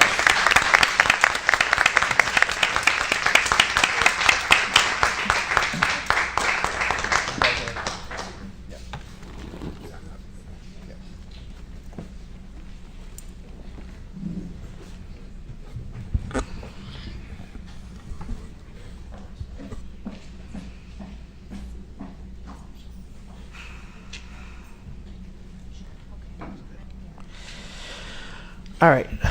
Congratulations. And again, I want to be extremely clear is I don't believe that the board is going to change what the recommendation is for the committee. I believe that the individual that is getting that role, but we do want to make sure we go and we review the process and we respond. We have item 13B, HR recruitment travel authorization. It is a recommendation that the Board of Education authorize the travel of Human Resource Department staff for the purpose of recruiting teachers for bilingual, diverse learners, math, science, and other hard-to-fill vacancies in a variety of job markets. Travel may include, but not limited to, selected regional job fairs, regional colleges and universities, historically black colleges and universities, HBCUs, as well as colleges, universities, and recruitment events in Mexico, Puerto Rico, Spain, and the Philippines. Administration is asking for authorization up to $35,000. Motion to approve the motion as read by the superintendent. Motion by Mr. Riddle. Second. Second by Ms. Wozniak. Any comments or questions on the motion? Roll call vote, please. Mr. Riddle. Yes. Ms. Callahan Wozniak. Yes. Mr. McBride. Yes. Ms. Gonzalez. Yes. President Ewing. Yes. All right. Motion approved. Item carries. We are now at item 13C, Deputy General Counsel Contract Extension Amendment Number 3. It is the recommendation that the Board of Education approve the Third Amendment to the contract of Deputy General Counsel Joseph Clary as presented, extending the contract retroactively from January 23rd, 2023 to June 30th, 2024. Motion to approve the recommendation as read by the superintendent. Motion by Mr. Riddle. Second. Second by Ms. Gonzalez. Any comments or questions? Well, I guess I will. Go ahead. Do we want to explain the amount? Because it's for 2 years. Year and a half. A year and a half. Yeah. A year and a half. Almost. So it's part of it is prorated, but also, again, we talk about bringing in individuals, but I also say let's look at totality at the legal department expenses and costs. And so there has been cost savings based on some of the different decisions that we've made. We've been able to look more extensively at contracts. There have been times where we've been able to make sure that the district is better protected. I will say that this individual has acted as a Title IX coordinator, was also one of the people who led the initiative which got us to state law, which said that for, 3 years, Ms. Vanderbrook, that we would hold whatever our attendance was, hold funding at whatever our attendance levels were the day that schools closed in March of 2020. So for those efforts, Connections, Deep Roots, his commitment to Waukegan, I do believe that is warranted. This is about just maintaining. So it's an extension by a year, which runs into the same as your contract, if I'm not mistaken, Ms. Vanderbroek, to keep those two in line. I just want to clarify, there's been no change to the economic package. The dollar figure there is what his current base salary is. Yep. All right. Any other comments, questions? Roll call. Mr. Riddle. Yes. Ms. Callahan Wozniak. Yes. Mr. McBride. Yes. Ms. Gonzalez. Yes. President Ewing. Yes, item approved, motion carries. We are now at item 14A, approval of Renew America School Grant Opportunity Submission. It is a recommendation that the Board of Education approve the application submission for Renew America School Grant and authorize the superintendent to sign any and all documents associated with the grant submission. Mr. Riddle make a motion to approve the recommended action as read by the superintendent. Motion by Mr. Riddle, Second. second by Ms. Gonzalez. Any comments or questions on the motion? All I'll say is I'm excited. Funding opportunities, right, for energy improvements. We want to be as green as possible to reduce our impact. And so I'm excited to see us going after these dollars. If there are no further conversation, roll call vote, please. Mr. Riddle. Yes. Ms. Callahan Wozniak. Yes. Mr. McBride. Yes. Ms. Gonzalez. Yes. President Ewing. Yes, item approved, motion carries.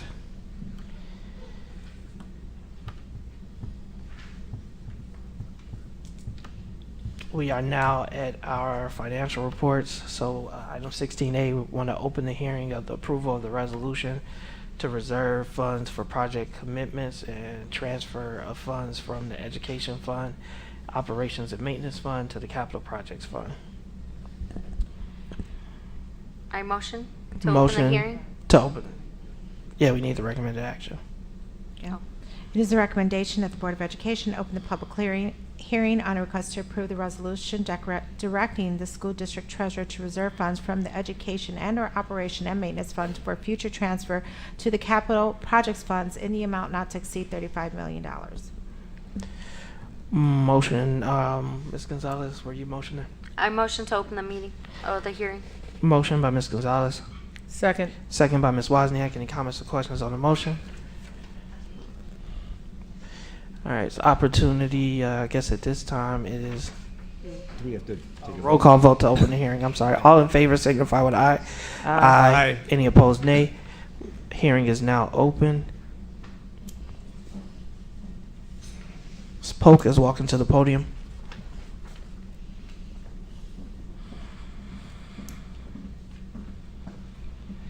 Board President, board members, superintendent, community members, colleagues. The presentation is as presented. We've spoken about this before during the Operations Services meeting, where we proposed to reserve the $35 million for capital projects that were identified during the Capital Development Committee meeting. The list of those are denoted in the board agenda item. We have security entrances, we have the parking lot replacement, fire alarms. Of course, we have 214 Genesis Street. We have the roof repair, of which we had a lengthy conversation at a previous meeting, and then the ITS air-conditioned closet. These monies would be reserved for capital improvement, howbeit if other priorities happen to arise, then the board is granting authorization for the superintendent and the treasurer to remove the money from reserve and to reallocate for other things that is deemed important. Are there any questions?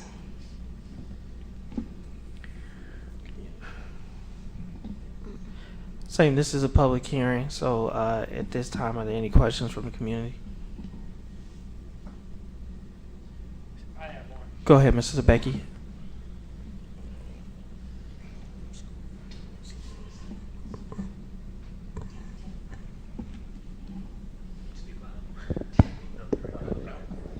I just have one question for clarity. We did not receive a grant for the roof replacement at Brookside campus, correct? That is correct. All right, I just wanted to make sure, because at a forum we did, Mr. Riddle did state that we received a grant to cover 90% of that roof at the building. And I just wanted to clarify that at a college career, he stated that. And that was a shock to me, because I didn't hear about no grant. So I just wanted to make that clarification. I think what he's referring to is we came to the board and said that we would increase the capital improvement in the ESSER 3 grant. So there is a possibility that we may move some of those costs into ESSER 3, but we did not get a grant that's specifically for the All right, roof that's why I just repair. wanted to clarify, because he Yeah. did state that we did get a grant. So I just Yeah. wanted to clarify it.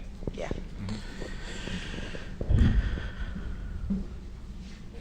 Seeing as there are no further questions, then would go to item 16B. Do we have a motion to close the hearing on the approval of the resolution to reserve funds for project commitments and transfer funds from the Education Fund, Operations and Maintenance Fund to the Capital Projects Fund? So moved. We got to read Second. the recommendations. Oh. Close the hearing. Or motion to close. Yeah, I did. It stated as the Yeah. action. So we got a motion from Ms. Wozniak, second from Ms. Gonzalez. All in favor signify with aye. Aye. Any opposed, nay. Hearing is now closed. Now we are at item 16C, request to approve the resolution to reserve funds for the projected commitments and transfer of funds from the Education Fund and Operations and Maintenance Fund to the Capital Projects Fund. So moved. No, we need a motion. Do- The recommended action, So I'm reading that. that recommended action. That's a different Right. one. Yep. Okay. It is recommended that the Board of Education approve the resolution to reserve funds for project commitments and transfer of funds as outlined in the attached resolution in the amount not to be greater than $35 million. As required by statute, a public hearing was conducted prior to the adoption of this resolution. Do you have a motion? So moved. Motion by Ms. Wozniak, Second. second by Ms. Gonzalez. Any comments or questions on the motion?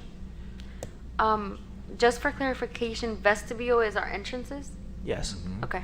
So 2 points that I want to raise is I am excited to see a lot of these projects done. This is more than just 214 Washington. This includes security entry vestibules. We've heard about that. This is parking lot replacements, North, Hyde Park, Benny, Abbott, Cook, and Glenwood. So I want to shout that out, because I know I hear from teachers and parents related to the state of many of our parking lots, and these were the worst. I got to shout out our finance team, is because when Brandon goes and through the strategic budget process, right, all of these items were placed. Me and Mr. Riddle on that committee, along with parents, is we would start going through what we needed, and by the time we got down, parking lots were always important, but it was more important to get rid of the asbestos, or it was more important to replace a roof, or it was more important to do other Boiler. things. And so through that conversation, Ms. Polk, we were able to find some additional, not find, but allocate some additional funds and earmark those specifically towards the parking lot. And so I'm excited to see these projects, because it is a safety issue. And in that entire thing, it talked about $16 million that we need in estimated repairs. But this does put a big dent into that, and I want to keep us chomping away at that. So I'm excited for this. I do want to acknowledge, again, comments that were raised during public comment, and want to get that addressed. I also want to revisit a situation. It also is training. Is if we're paying to have these secure entrances, we want to make sure that the entrances are indeed secure. So to have 2 sets of doors and to leave another set of door propped open defeats the purpose of what we are spending on one school, for example, $400,000 to do. Right? So as the board makes this investment for greater security, I also want to make sure that we provide the training to make sure that it is used to actually keep our students safe. So we got a motion and a second. Seeing as there are no further questions, roll call vote. Mr. Riddle. Yes. Ms. Callahan Wozniak. Yes. Mr. McBride. Yes. Ms. Gonzalez. Yes. President Ewing. Yes, item approved, motion carries. We are at item 16D, ratification of first processing of April 2023 board bills, manual check request payments, and Old National Bank insurance payments for the period of March 22nd, 2023 through April 4th, 2023.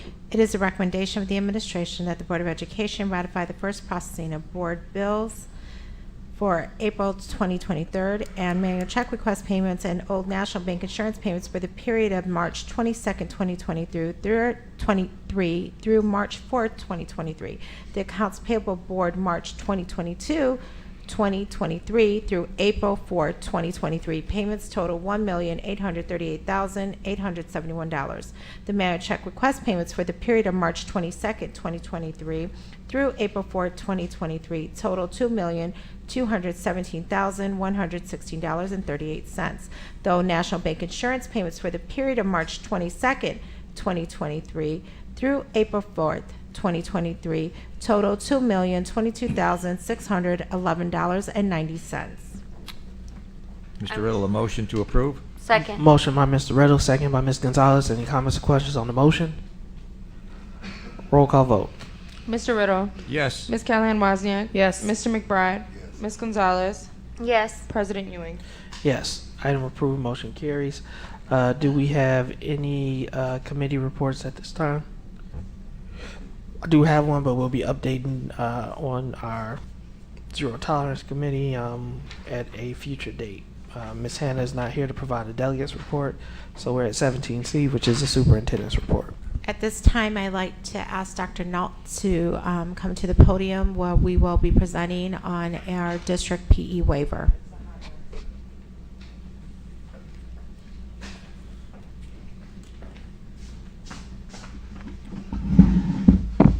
Hello, good evening, everyone. Superintendent, board president, members of the board and community. Ms. Wozniak, you're correct. Ms. Olson, Mary Olson is with me this evening, and she is retiring in how many days? I have my ducks in a row. It's 31, I believe. Okay. Congratulations. Yep. So this evening we are providing the information, providing the board and community with information on a public hearing that will be coming up at the end of the month, where we will be seeking renewal of a previously approved waiver, the PE waiver request. So tonight's pre-presentation, we're going to give you a quick background of kind of where the district has been as it relates to this waiver, a rationale for our request, as well as kind of our plan, our alternative plan for the PE waiver request. So as you'll see on this slide, it kind of gives you just a history of where we've been for the last 9 years. I want us to start by saying it's not uncommon for districts with elementary schools to request this waiver. There are multiple districts that do this, so this is not just a Waukegan request. You'll see here our history dating back to 2014, 2015, where we requested and ISB approved a 2-year PE waiver. We made the same request again in 2016, 2017. ISB approved that 2-year waiver as well. And then most recently, there was a 5-year waiver that was PE waiver that was requested and approved by ISB for the 2018, 2019 through the current year.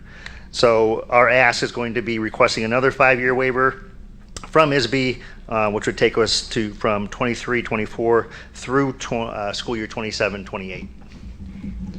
Next slide. So our rationale for the waiver, there's a wide range of reasons, and part of the reason Mary is here is because she witnesses it firsthand in the schools all the time, so she can speak to some of the details if you have some additional questions about that. But the long and short of it is we want to maximize instructional time in our core subject areas, especially in the areas of English and math. So offering PE daily is going to eat into some of that core instructional time. When we look at our buildings and some of their capacity, you'll see a list here of the following elementary schools that currently use their gym and their cafeteria. They serve the same purpose, right? So I'm not going to read through the schools there, but essentially trying to feed students and provide gym on a daily basis would be a huge obstacle for a lot of our elementary schools, given the limitations that they have with just infrastructure in general. Offering PE daily to all students would substantially also increase the number of FTE that we would have to hire in our elementary schools. Offering PE daily would require the district to also lengthen the school day, which is currently prohibited by provisions within our teachers' union contract. Next slide. In terms of our plan, so we are going to request, districts are allowed to request waivers that limit physical education through the waiver process. Just to be clear, PE will still be offered to students. It'll be offered to students weekly on a 4-day rotation, in which they would have PE for 46 minutes. In addition to that PE class that they would have weekly, elementary students still receive 30 minutes of recess per day for a total of 150 minutes. So elementary students have in addition, elementary students have access to after-school clubs, activities, and sports that also contribute to physical activity. So there's additional opportunities there for students to be active and be physical outside of the regular school day. When we look at the current structure that we have, students receive about 196 minutes or 3 hours and 60 minutes of physical activity per week. And that's if they're not involved in clubs or sports, any activities they do on weekends, home, after school, et cetera, on their own time as well. So that is our alternative plan. That's been the plan that's been in place really since the approval of the last waiver as well. So the next steps for us, the public hearing is scheduled for April 25th. It'll take place prior to the regular scheduled board meeting on that evening. We will be publishing public notice of the hearing on the district website 14 days prior to the hearing. So that would be as early as tonight or first thing tomorrow morning. We will be publishing public notice hearing for a waiver in local newspapers record for at least 7 days prior to the hearing. Mr. Alexakis will be handling that. We'll be sending notice of the hearing to the district's bargaining units at least 7 days prior to the hearing. We'll be sending notice to the district's legislators at least 7 days prior to the hearing. And then after the hearing takes place on the 25th, we will be submitting our renewal waiver application to ISB for approval. So that's our timeline to get this PE waiver approved for the following school year. And Dr. Null, are you looking for a head nod from the board at this time?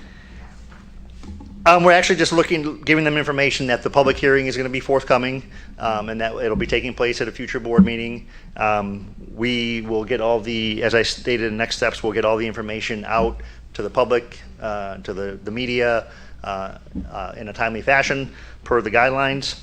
And then we will, at the conclusion of the public hearing, we'll submit the application to ISB for the waiver request.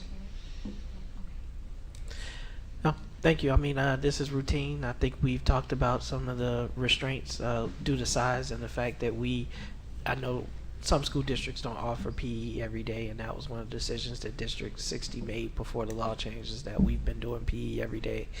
We do have 5 days of gym at the middle and high school levels, and so this is just affecting our elementary school buildings. Correct. It's due to staffing and size, and we're going out for what is the maximum of 5-year approval. Is that Yes. correct? Thank you, Dr. Nall. Yep. And Thank you. can I say something? Go ahead, Ms. Gonzalez.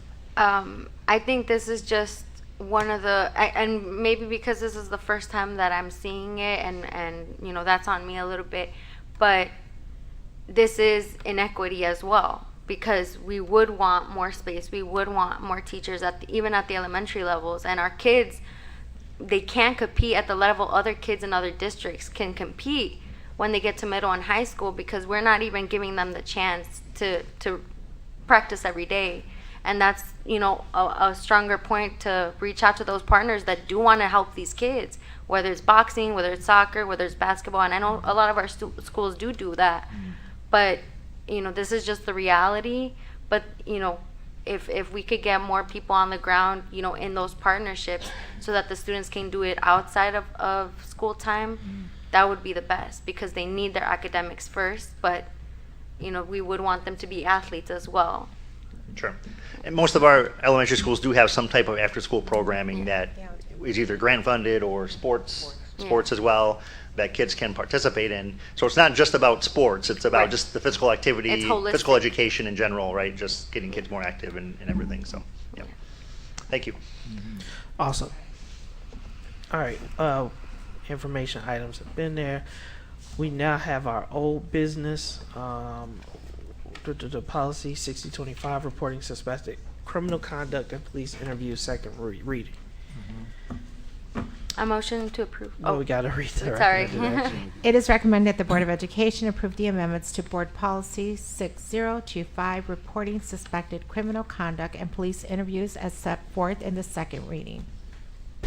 I motion to approve the recommendation. Second. Motion by Ms. Gonzalez, second by Mr. Riddle. Any comments or questions? I just want to say this policy was a long time coming. We started on this policy last year, right?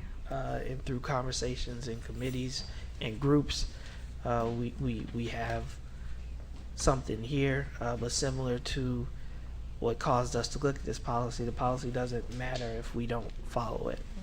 So we got a motion and a second. Any other comments, questions? All in favor signify with aye. Aye. Any opposed, nay.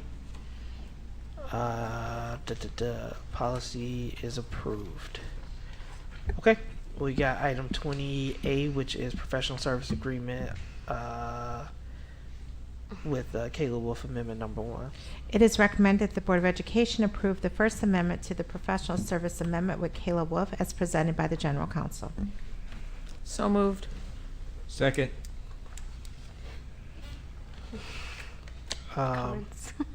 We got a first by Mr. Riddle, second was Ms. Wozniak. Any comments or questions on the motion? I think that was opposite.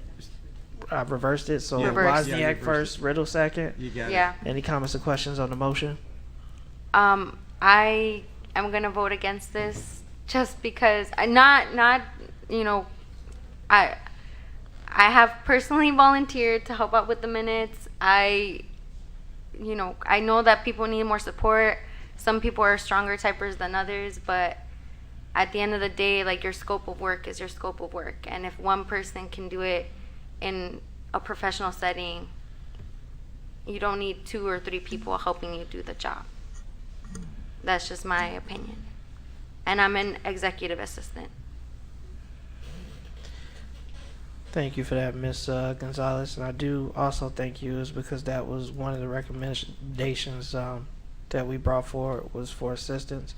The administration has assured me and the board that they have a plan for completing it. Part of them completing the minutes would require what we're doing here this evening. And so I will be supporting it, is because I did state that we would have the minutes done. And I do expect that to be what we do prior to the new board being seated. So there are no other further questions or comments. Roll call vote. Mr. Riddle. Yes. Ms. Callahan Wozniak. Yes. Mr. McBride. Yes. Ms. Gonzalez. No. President Ewing. Yes, item approved, motion carries. We are now at the proclamation ban books. So what I've asked Board of Education, it's no motion, it's just a discussion item. So what I did ask was, Mr. Hinojosa has a presentation prepared. I wanted us to be able to look at what it is that he's proposing, and then to provide direction to administration if we see fit. This was brought forward by Mr. Hinojosa. What I will say very briefly is that while there are no plans in District 60 to ban books, is we do see this movement happening throughout the nation. And just like we saw it the previous Tuesday, and as we know, life goes on. So this board will not be here forever. And so putting a proclamation or our stance or beliefs could be warranted to making sure that it's put in policy. And so I want to turn it over to Mr. Hinojosa, who will walk us through a brief presentation. Yeah, so as I said previously in my student board presentation, that obviously this is something that I gave time for and I feel very passionate about, specifically about the book banning movement trying to ban books for very unlegitimate reasons in the eyes of the people that do this. So I want to start this presentation obviously with a video. If we could go on to the next slide. And the next slide, that's just a table of contents. And then the next slide. There we go. Okay, so this is a video. This is a 15-minute video. I'm not showing all 15 because this is like an interview type of video. I'm not showing all 15. I'm showing the first 5-ish minutes before the actual interview. So if we could start that video. Summer is just around the corner, and that means the dreaded skyrocketing electric bills. After But did the you cute know there's dog. one simple way to significantly reduce or even No eliminate that? YouTube premium subscription needed. 2 weeks For the ago, on this show, I reported that we had reached the book banning stage of right-wing American authoritarianism. One of my producers had suggested that we make a rhetorical point back then about book burning, the stuff of fashionism and Fahrenheit 451. But I laughed. Let's not be hyperbolic, I said. Nobody's talking about throwing books on a fire. Well, tonight it is my duty to inform you that we have reached the book burning stage of right-wing American authoritarianism as well. I think those books, I don't want to even see them. Like, I think they should be thrown in a fire. People just cooperate with me. I'm sure I've got other colleagues here. I'm sure we've got hundreds of people out there that would like to see those books before we burn them. But just so we can identify within our community that we are eradicating this bad stuff. You just heard two members of the school board of Spotsylvania County in Virginia at their meeting on Monday clamoring to use library books as kindling. In that meeting, the school board voted 6-0 to audit every book in every school library collection for, quote, sexually explicit content so that they may be banned. All of this was spurred by two parents whose high schooler was given a digital library app. That app gave them access to a lot of books, including one that the student's mother described as LGBTQIA fiction. To have something like this that could really traumatize a kid if they just check out a book because it looks cool and then they open it up and start reading it, and to some of the things that they'll come across is just shocking. Yes, that's what's shocking, and not the school board members seeking to burn that book, that digital online book. Why? One board member explained it like this. I guess we live in a world now that our public schools would rather have kids read about gay pornography than Christ. Right. Let's talk about the world we live in.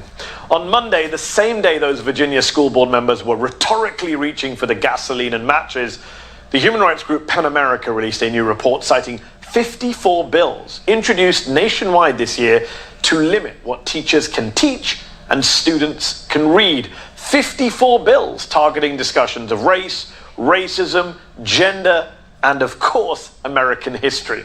PEN America says those bills, 11 of which have already become law, are educational gag orders. And even that doesn't capture the insane zeal that the American right now seems to have for banning books and viewpoints that don't reinforce their own biases. In Tennessee, one school board member wants to ban a National Book Award-winning novel about a kid who escapes foster care and a bestseller about a black student in an elite, mostly white prep school. In Kansas, a school board has banned 29 books by writers such as Margaret Atwood, Toni Morrison, Alison Bechdel, and Sherman Alexie, all books that explore race, gender, and sexual identity. And in Texas, the first black principal of a mostly white high school was just forced to resign this week after he was accused of pushing critical race theory. He didn't, but the Lone Star State's ban on CRT goes further than most. It restricts how teachers can discuss current events, bars them from teaching that slavery was anything other than a deviation from American principles, and concepts that cause discomfort, guilt, anguish, or any other form of psychological distress on account of the individual's race or sex. How stupid does this get?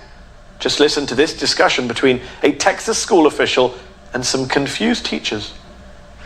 Make sure that if you have a book on the Holocaust, that you have one that has opposing, that has other. How do you oppose the Holocaust? Believe me, that's come up. How do you both sides the Holocaust? How indeed. We are so far over the rainbow here. American parents are being encouraged to see educators, writers, journalists as the enemy, to demonize the people who do the work every day to try and enlighten and inform the participants in our grand democratic experiment. And don't take it from me, take it from a leading conservative thinker who's running for a Senate seat in Ohio. And there is a wisdom in what Richard Nixon said approximately 40, 50 years ago. He said, and I quote, "The professors are the enemy." In the week since that speech, bomb threats were called into Ohio University, Miami University, Cleveland State University, Yale, Cornell, Brown, Columbia, and the University of Chicago. The FBI continues to investigate. Look at where we are in America right now. Republicans are making it harder to vote, trying to overturn elections, glorifying violence against protesters, threatening civil servants, scientists, doctors, and teachers for doing their jobs. And now we have the banning of books and even a threat to burn some of them. This isn't supposed to be Hungary, where right-wing demagogue Viktor Orban took control of the universities to install political cronies and crack down on dissenting knowledge. This is America, where we're supposed to give a damn about, I don't know, freedom of speech and thought, an open society.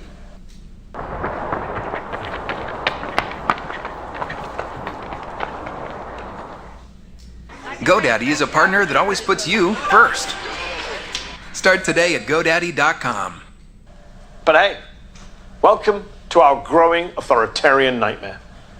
Joining me now to discuss all of this Okay, are this is Jonathan where I Friedman, stop the video. Director of Free Expression and Education for PEN America, and Okay, so as y'all could see, that was a bit disturbing in more ways than one, in my opinion. And to contradict that senator that was elected, professors are not the enemy. They are the people that teach our students. They are the people that bring light to these students that work day and night trying to get an education, and those people that work day and night to give them that education. And I feel that there are little school boards that are asking to burn books. Burn books. Can you imagine something like that? This is not Fahrenheit 451, where we're burning books with actual flamethrowers. This isn't some dystopian nightmare, but we are seeing slowly but surely that we're masking it in the sense that we want to protect our kids because of sexually explicit content. So you're telling me that The Handmaid's Tale, Fahrenheit 451, and a story about two gay teenagers trying to find themselves in the world as sexual explicit content. That sounds very stupid in my opinion, and has no place in a school board or a discussion for that matter for the merit itself. And I feel that any school board should be to be ashamed of themselves to bring something like that. Now obviously our school board here today has not brought that up, and I would imagine ever in the future that would ever come up as a discussion topic. And I give thanks to the Board of Education today bringing up this discussion as something that needs to be addressed. So obviously this is some of the data from the organization they discussed, called PEN America, where I got the video from. So thanks to them and bringing up the motion itself. Obviously this data says a lot. First off, the types of books being banned, the type of material itself is 75% fiction, nonfiction being 24%, and poetry being 1%. Chapter books, adult books, middle grade, and picture books give around the 51, 52%, and then young adult is 49%. Next slide, please. Now, these are school districts by state being banned. As you can see, Texas and Florida being the most amount at over 2,000 vans of books in their school districts combined, give or take a few. I can't do math in my head like that quickly. But as you can see, that is a lot of books being banned for who knows what reason other than they're sexually explicit. Yeah, okay. And in our home state of Illinois, 1 to 10 books are being banned in our own state, which is even 0 should be the number, not 1 or 10, and that's a lot, just saying. Next slide, please. Now the subject matter, which is what really fuels me a little bit, infuriates me, is that over 81% of books are about LGBTQ plus themes, protagonists, and characters of color. So you're telling me that the hate you give is corrosing children? Is my question. How that somehow means you should ban a book like that. Now that's just my opinion, right? But to some of these educators and board members from other states, they say burn them. We could also see that 22% is sexual content. I imagine that is in the regards of like obviously health classes and like sexual education in that sense. Obviously the rest are 21, 10, 9, and 4, all being between race and racism, rights and activism, biographies, autobiographies, and religious minorities. Next slide, please. Now the policy themselves that I look at specifically when I was looking at this, next slide please, is policy 5233, which is library material selection, and policy 5201, which is the curriculum. And I chose the two policies themselves because obviously 5233 goes into the heart of what library books are getting selected, obviously. This is the main governing policy itself. Obviously, if I'm wrong on that, someone correct me, right?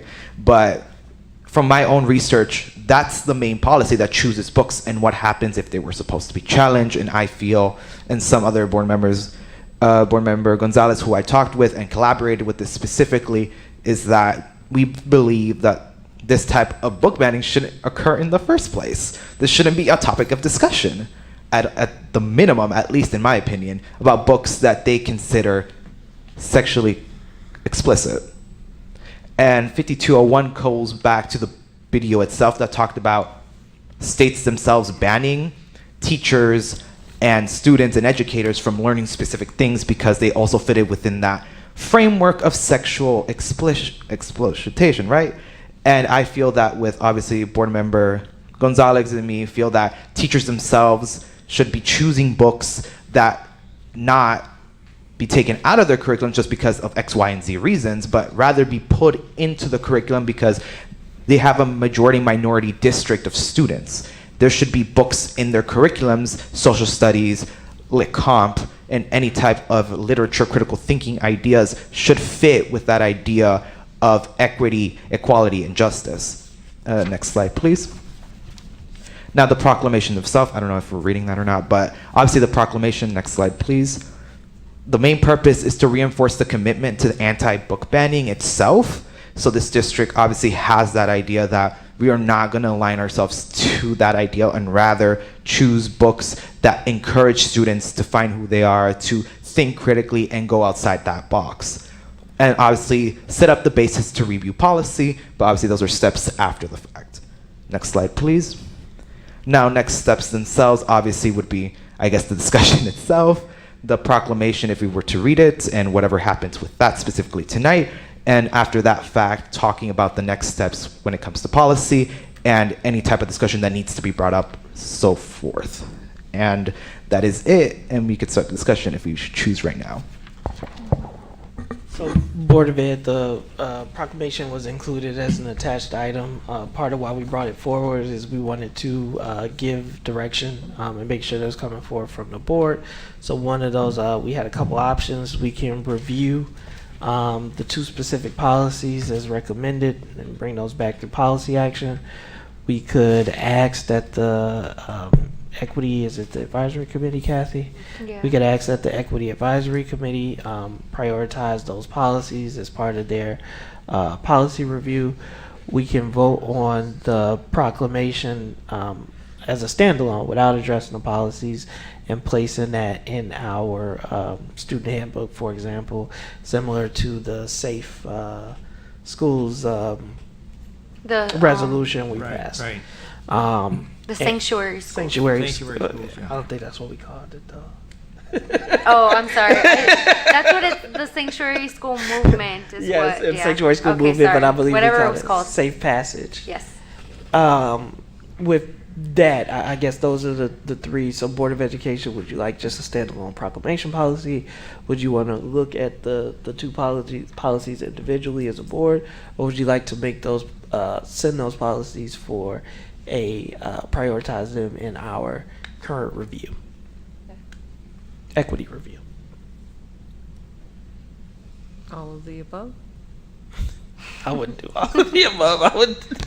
I would focus on one of those at least as a next step. If I can, to just clarify the look at the policies now as stand or move it through the equity review process.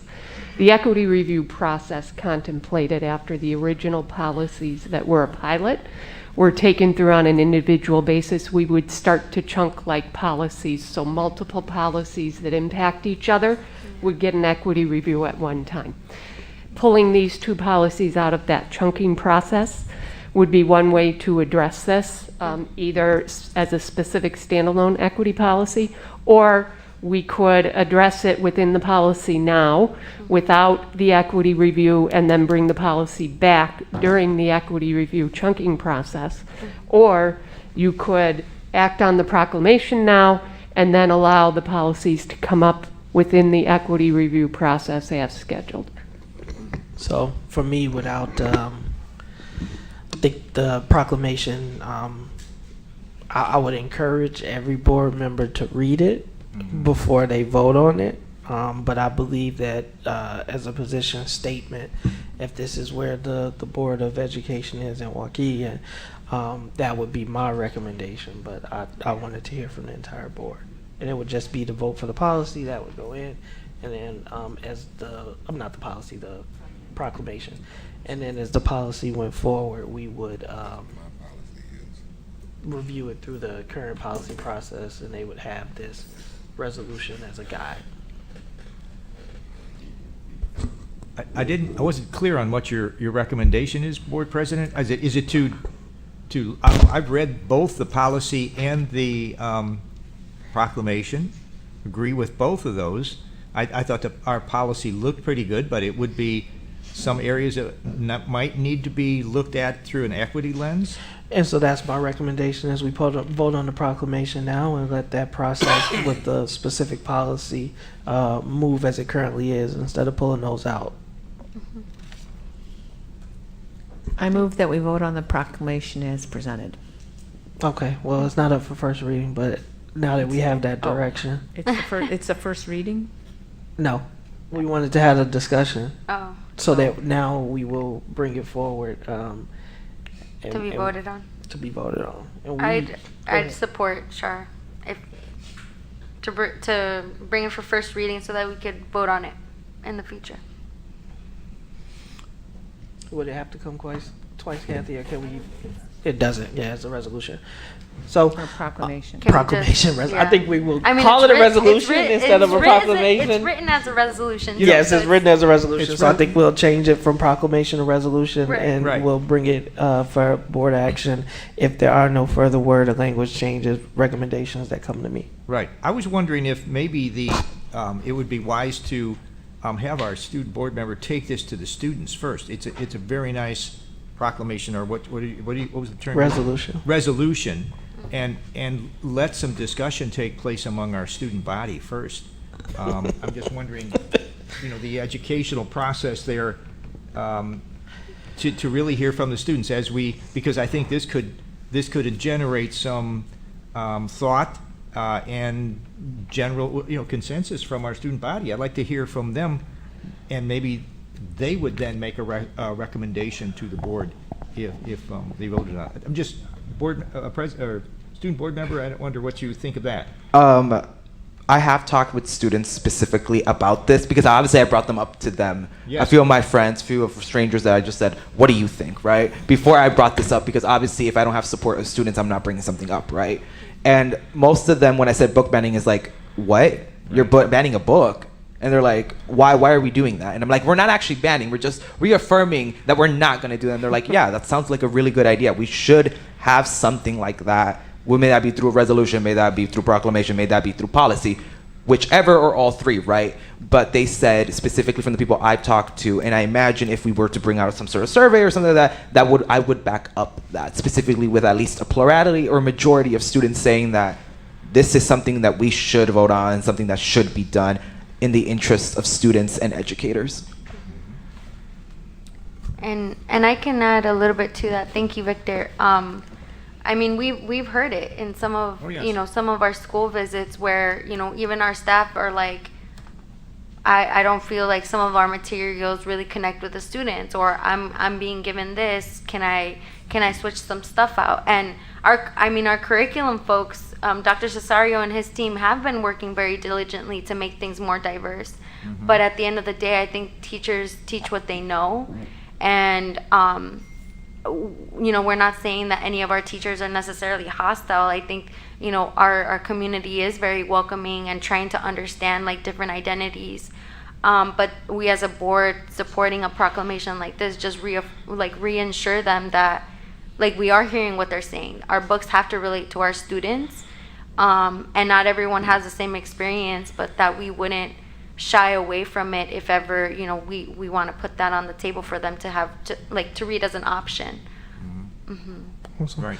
So I guess my concern is, as our current policy, when I read it, we're not about to ban books. I mean, the policy looked It's pretty anti-ban. good, the way it was stating, and I know this is a hot button subject, not in our community so much as it is in places like Texas and Florida, but I want to stay away from creating more controversy, I guess, among our population in our community. I think we as a board certainly support this proclamation. I don't think any of us on the board would say we don't. But I'm just wondering what is, you're saying that we need to come forward with it, and maybe look at our policy. Well, that's my opinion. Yes. Yeah. That's real. I'm looking at. If I could respond to that real quick. I guess I'd like to talk about what's the benefits Yeah. that we see of signing on for a proclamation like this. When we signed on with the sanctuary policy, it was to assure our students that they were safe in school. And so would we say that the same thing here is happening? We're assuring our students that we support a diverse library, and that we are certainly not about banning books, and we're not about, I guess, for that reason, I guess I'd like to hear the discussion, I guess, among the board. I could talk to I that. want you to hop in, Mr. Hinojosa. I'm gonna ask you to be specific and succinct, and then for a time check board, it is 9:15. So I do know we got very brief things that we needed to wrap up in closed session.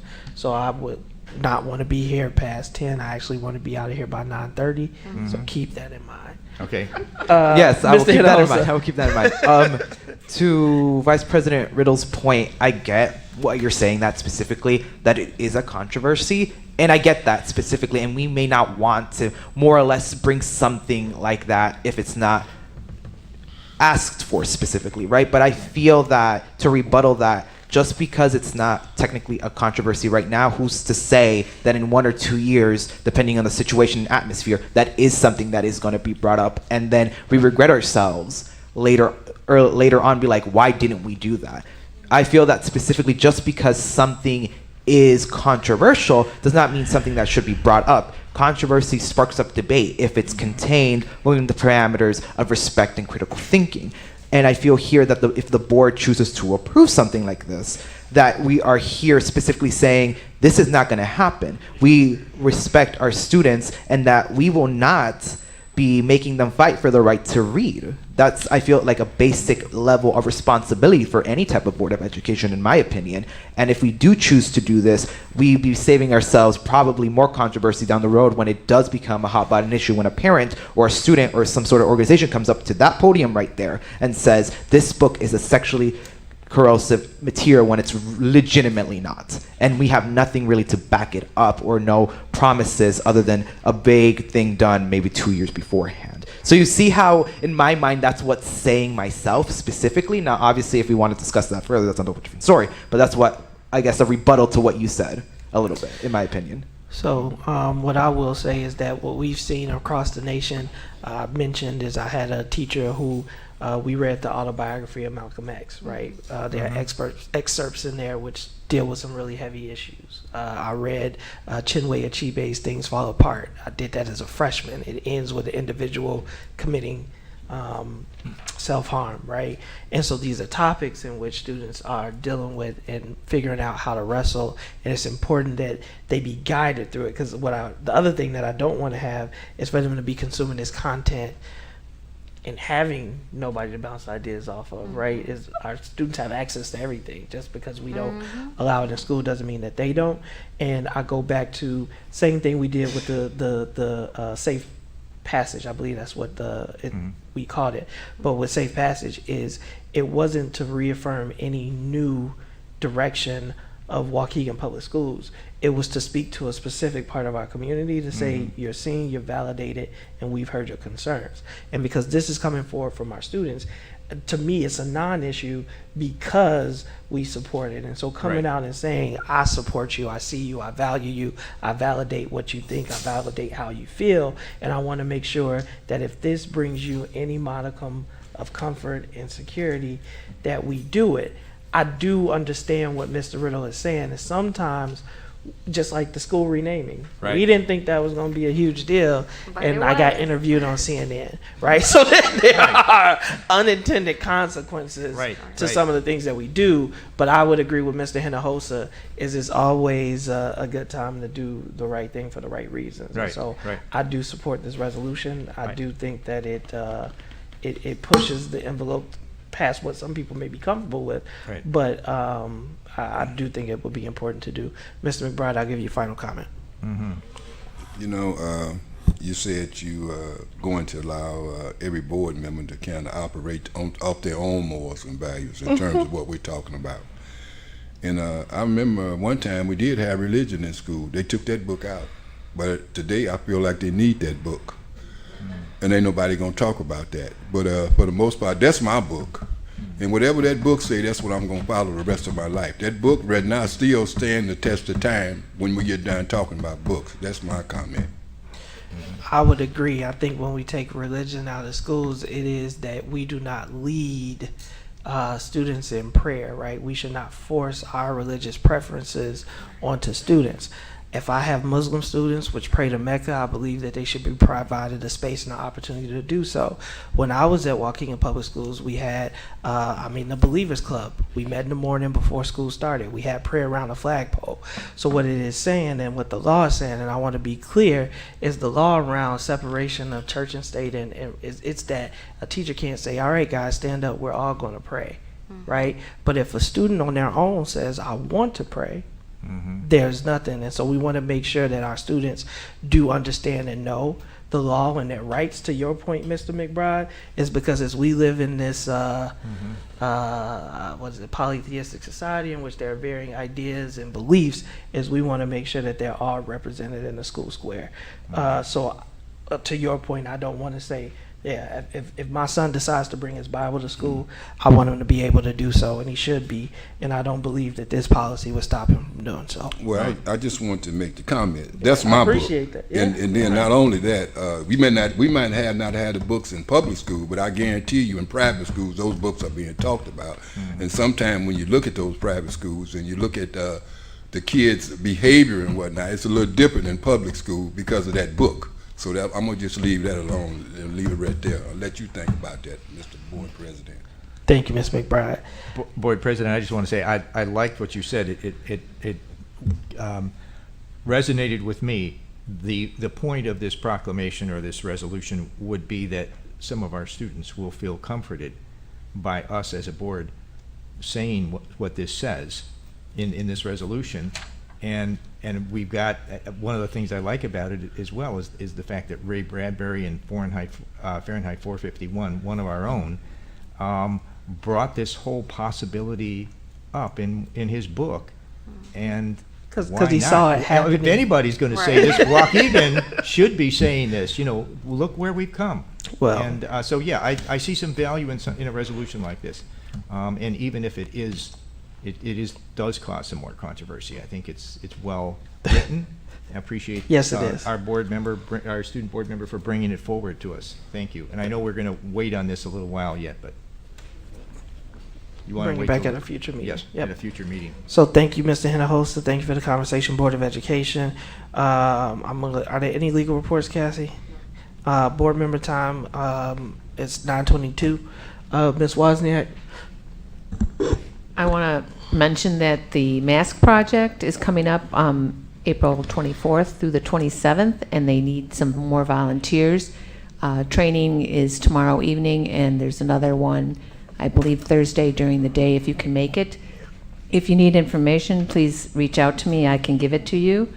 There's also Earth Week in Waukegan coming up with many events, including tree planting at John Lewis Middle School from 1 to 4 tomorrow, and on Saturday, the 15th, at 11:30 at Brookside, the WHS Environmental Club tree planting, or Walk Zero tree planting dedication will happen then.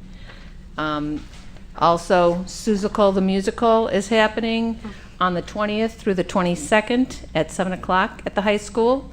And the Mikvah Challenge will be on the 21st of April, Friday, 9 to 1:30 at Main Gym in Washington campus. So lots of things coming up in the next week or two. Thank you, Ms. Wozniak. Mr. McBride. No comments. Mr. Riddle.